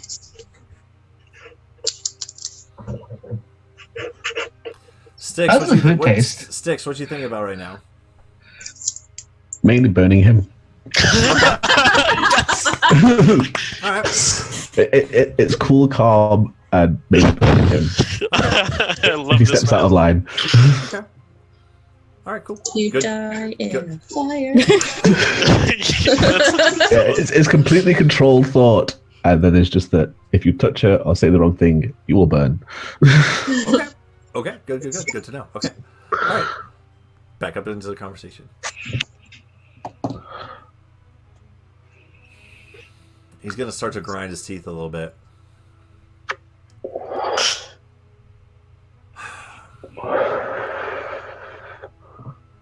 So it appears that you stop to think about why, and then even still decided to run instead of coming and talking to me about the why. Well, I did not realize that it was Wodal until Calypso said so. So I didn't have a why in the first place. I just knew that is not living up to my potential, and it is a waste of my life, and I would be yes. And then you were miserable. selfish and turned your back on your family. And again, in case your friends did not deliver the message to you when they saw you, thanks for nothing, right? Did they give that to you, daughter? Oh, so 2 years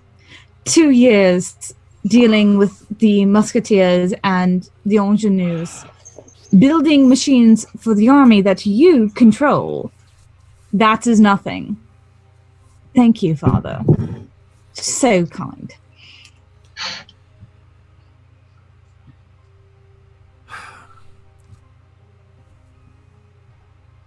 This family has more potential than you can even comprehend.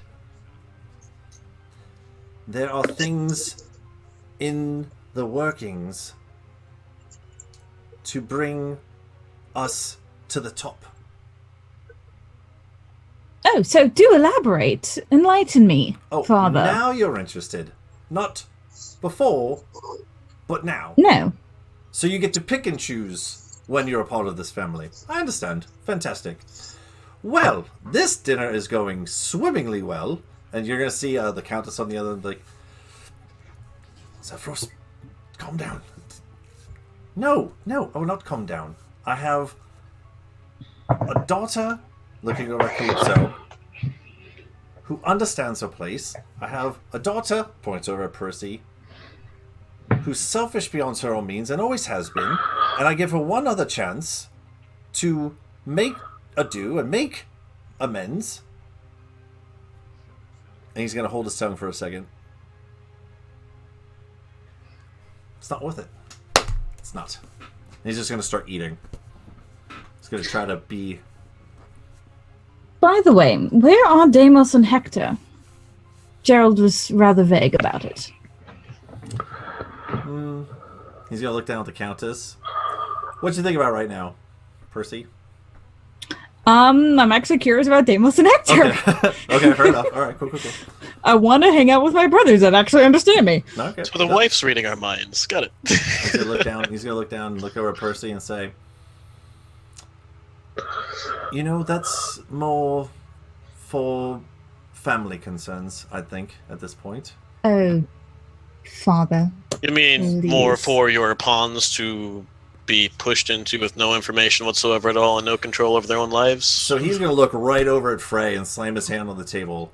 To be quite honest, sir, you just being in this room is appalling and disrespectful to this house. The fact that you're even here right now is because my daughter asked for it. All right? You're making a lot of broad fucking sweeping statements about everybody who lives in this house. You ever think maybe you don't hold the same opinion as everyone else? 'Cause these people are Put a individuals. shirt on, you heathen! No! He's gonna look over at Percy again.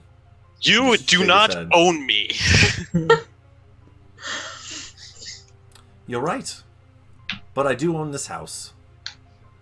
And if you can't abide by simple rules, even the ones I decide to bend for my daughters who listen at their request. I've done this earlier today, sir, and I'm going to ask it again. He's just going to go like that towards the hallway. Stand up, push a chair over, happily. Lean into a warforge as I'm walking by. Your name is Dennis, and then leave. I'm gonna grab a few rolls Dennis? and Dennis? put a potato in my purse. He walks And back then to I'm the gonna- walks back to the kitchen, Dennis, and just all right. So that's, where are you at, Frey? You're over here. Okay. Yeah, I'm right there. All right. I will bottom right. Oh god. Hold on one second. Amazing. So I guess that's Dennis then. Yep. Give me a second. All right. While I'm putting this on here, what are the rest of you guys doing? I'm still Well- eating. When Frey leaves, Alona doesn't want anybody to be alone, so she's gonna grab some rolls and a potato and put it in her little side satchel and give a quick bow and then leave it too.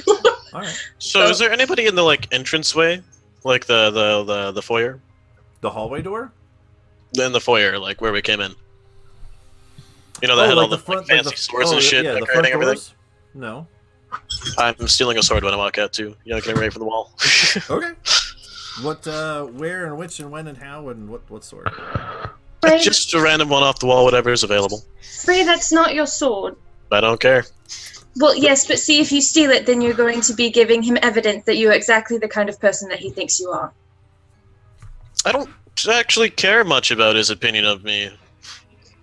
I mean, He's a that's potsy fine. asshole with his head stuck so far up his ass he can't even see that he has no idea what a family is.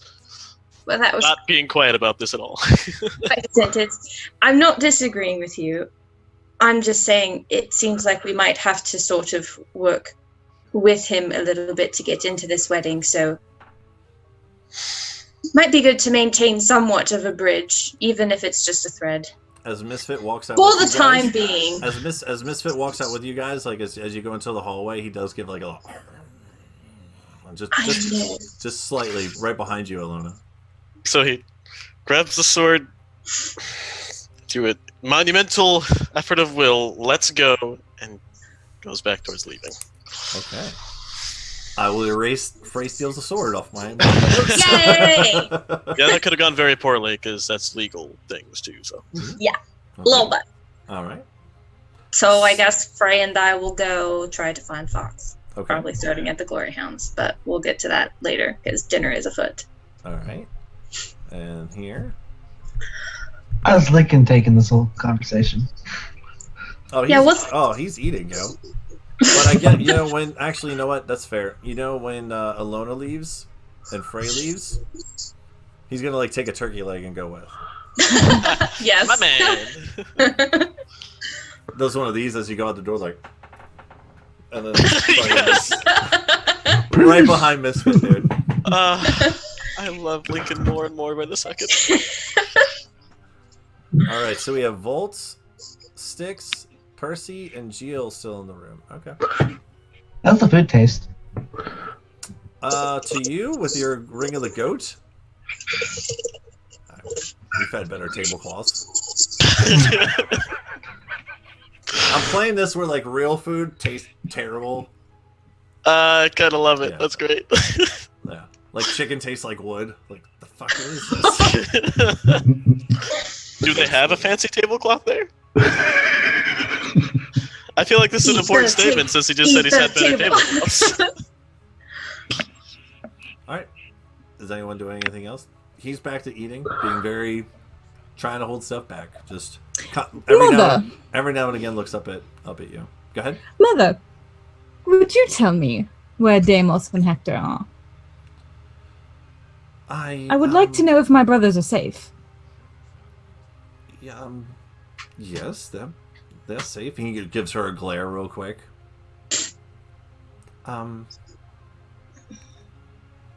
They're safe. Well, while he's glaring at the her, I'm gonna eat a fork, like really quickly.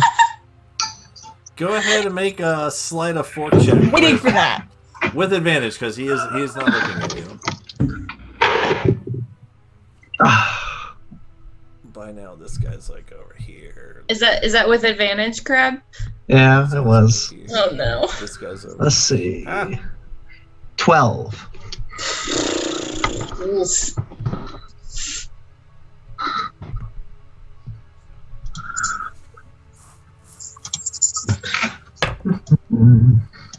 Yeah, you're good. Oh. So a metal fork, and it's actually a very nice polished silver fork. Fuck is silver? You've eaten something silver before. Oh god, what was it? I think we said it tastes like black licorice. I think. All right. Kind of tastes like black licorice. Cool. That's gonna bother me now that I don't remember that. Anyway, so now there's just this awkward. Tink. Tink, tink. You know, Father, as to this wedding, if I hadn't left and I had ended up with Woodall, he would have been dead within the year living with me. This is actually a good thing. And you realize the turmoil that would have ensued. What do you... He's gonna like just hold his... Nope. Oh, Father, what's please. done is done. There's really no point for questions. I'm rather done with the conversation. In fact, he like stands up, pulls back from the table. You didn't used to shy away from such discussions. What happened? Volt, what do you think about over there? Making sure no one casts any spells, and barely eating. Okay. And I'm waiting for him to do something that would make me want to cast my protection of good and evil. Alright. Go ahead and make a perception check. Oh my goodness. Oh my god, yes. Hey, that's pretty good. Still under my passive.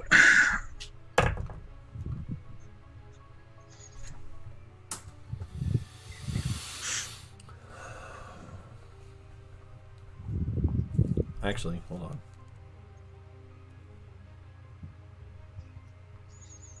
Tuh. Okay, never mind. What is it? 17? Mm-hmm. I mean, there's Warforged walking around. Gerald really hasn't moved too much. He still has his hands behind his back. I mean, the Viscount's kind of stood up, stayed down, eating and stuff. And the Countess is down at the end of the table, actually kind of far from everyone at this point now, but... Has Gerald's hands been moving, or is he constantly having them behind his back?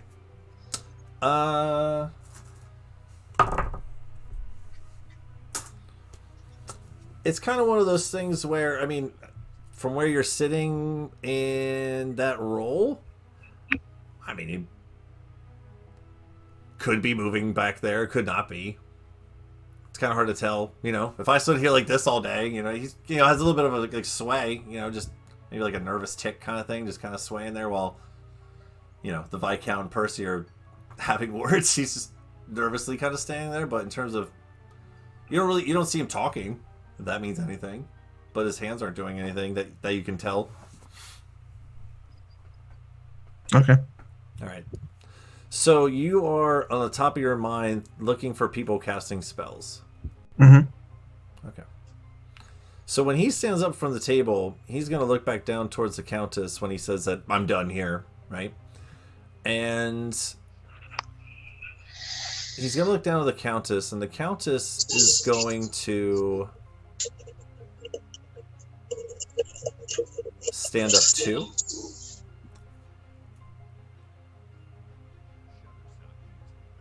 You all are free to finish your meals. Looks at Persephone, because it's the polite thing to do. Looks at Calypso. I hope you will see all your friends out and guests, as already some of them have left. And he's going to start to walk down towards, what's her face? Down this way. Daphne? Yeah. The Countess. Countess. She literally has her name on the token there. Countess. Anyone want to do anything? Have I picked up anything with my 15 insight? You can make another roll if you like, since you've had more of a conversation now. I mean, he's got to be PMSing. He's extra crabby. Hey, don't insult crab like that. Ooh. Oh, that's 20! Plus 2! Okay. All right. Okay. So, okay. So you've had most of your conversation with, the Viscount, right? Yes, but I have glanced at Mom a little bit. Right. Okay.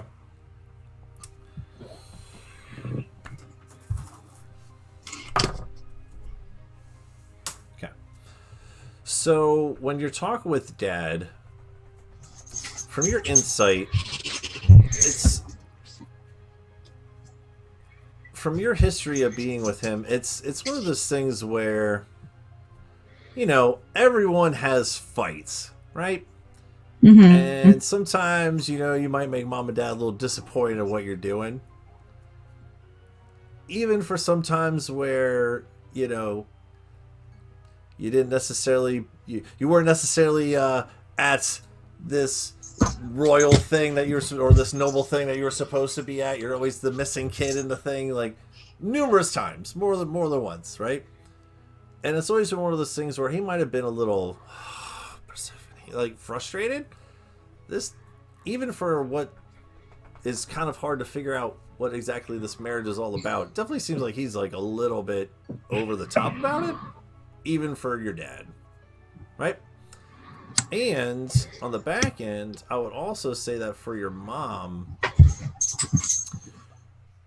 she has always been the one to, like, you know, settle the old man down, especially when he started to get into it a little bit, which she sort of did earlier, but, you know, especially like raising his voice to, you know, the daughters. Now maybe the sons, sure, but not the ladies. So I'd say with your nat 20 there, I mean, if it's not apparent that something is off, I mean, I don't know what else the nat 20 is going to tell you.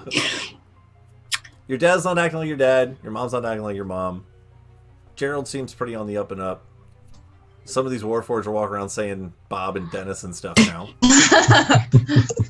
I've done my job. Yep. Okay, so as he reaches her chair, I can't help if you don't tell me what's going on.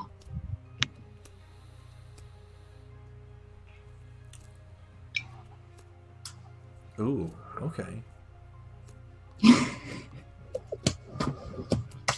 So I asked Percy, and then I asked Volt last, right?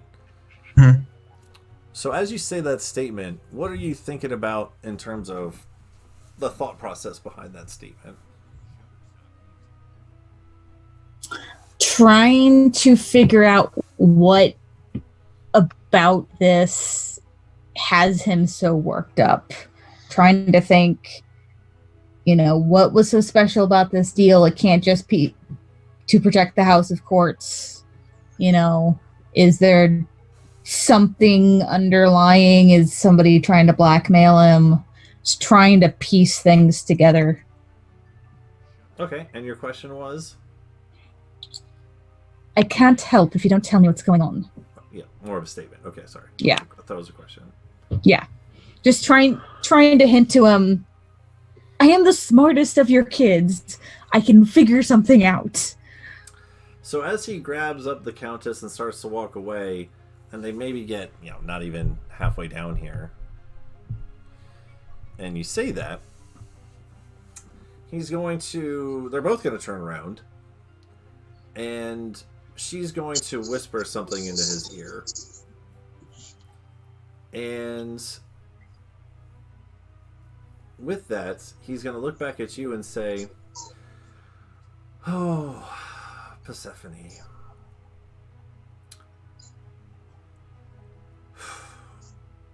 Would you rather me tell you or just show you?" Whatever would be clearest. Show. No, always go for show. Rookie mistake. Okay.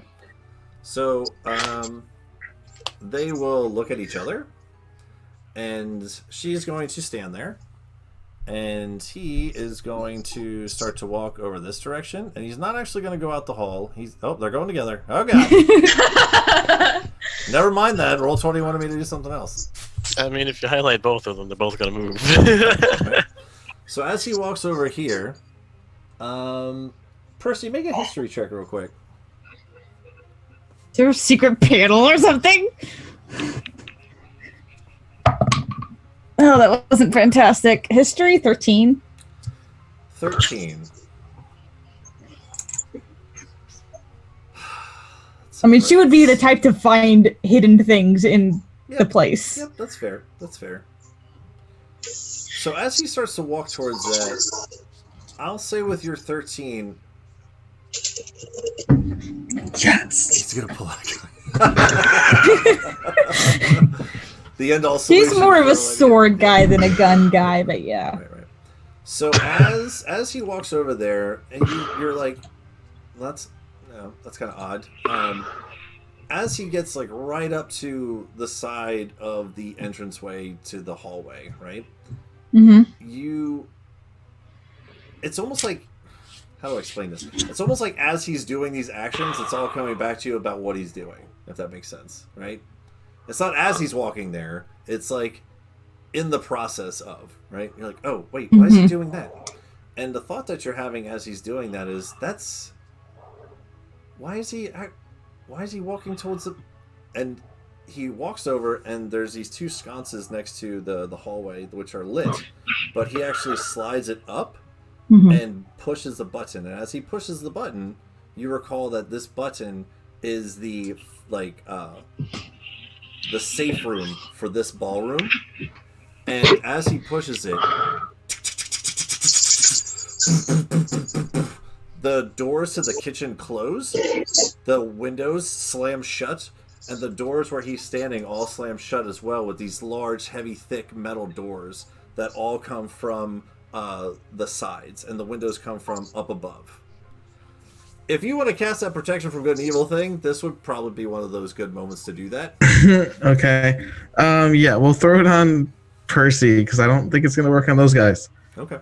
So I have to mark off a sorcery point. As you cast that onto her, interestingly enough, everyone's attention has been on the Viscount this whole time. And as he pushes this button, he goes, well then, it might just be easier just to show you then, love. And he turns around, and as he turns around, you start to hear this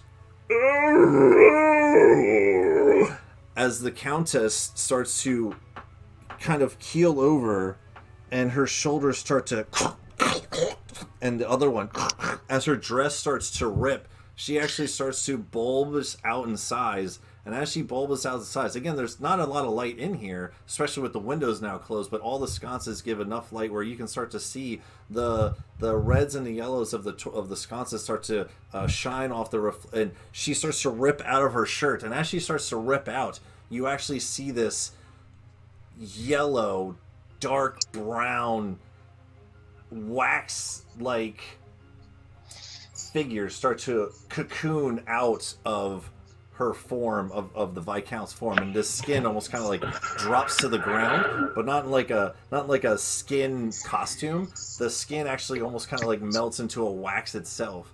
And as this creature starts to evolve out of this body, you see this one large red orb or eye start to like seemingly come out of the middle of nowhere and look at all of you. And that's where we're going to end the session for today. I fucking called it. Man, so glad we got out of there when we did. Yeah, you guys might live. That's cool. It's actually kind of a problem that we got out of there when we did. Not for you guys, but Percy's got tricks. Don't worry. All right. Oh, we're fine. So she's got stuff up her sleeve that the family didn't even know about because it was after she left. So just to give a little bit of an idea of yes.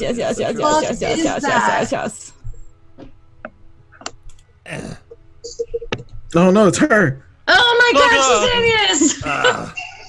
Oh, what the fuck? That sounds like an oozy yeah, thing. Okay. That's a handmaiden of Lolth. I know what those are. Yeah, that's just a lot of yeah, I looked that up after reading one of the Driz books. That's gonna be fun. So, guys and gals, thanks so much for playing. That was fun. That was a good session. I like that stuff. Yeah. Heather, can you write down that I gave you that? It's a concentration. Yes. All right, excellent. So we have somewhat of a weird split party. Sorry, y'all. Yeah, I mean, gotta play the character. No, I fucking love it. Yeah, absolutely, man. Yeah. So we'll pick us up here next time, guys and gals. You know, in 2 weeks. Oh God. So, for everyone watching, thanks so much for hanging out, sticking around. I'm going to do some mini plugs here, right? So, obviously, we're going to be streaming this on the Hoda channel, so please, subscribe and follow and like us. And we have our Facebooks out, right? So, Heather and Nick have been working really hard with the Facebooks, and Kayla's been taking care of the Twitters, and Cody and Crab have been working on the Discord. So, we got all kinds of fun stuff. So, make sure you plug into those so you can talk with all these fine people and get some updates and things. Hey. Percy just got like some new character art or some really fun stuff, right? With your skywarding thing. Yeah, it's on the Facebook page. It's amazing. It's really cool. So we got all this fun stuff happening, and again, thanks so much for so we're halfway through, right? Episode 4, guys and gals, and we'll see what happens next time when we play. So everyone, do you guys remember your order? You just want to say bye real quick? Do you remember it's Nick? Yeah. What are we saying? You're saying bye? Yeah, just say bye. It'll be fun. Okay. We can't Good just all morning. say it at once. You want to say it once? Fine. All right. 1, 2, 3. Okay. Bye. Awesome. Good job, everybody.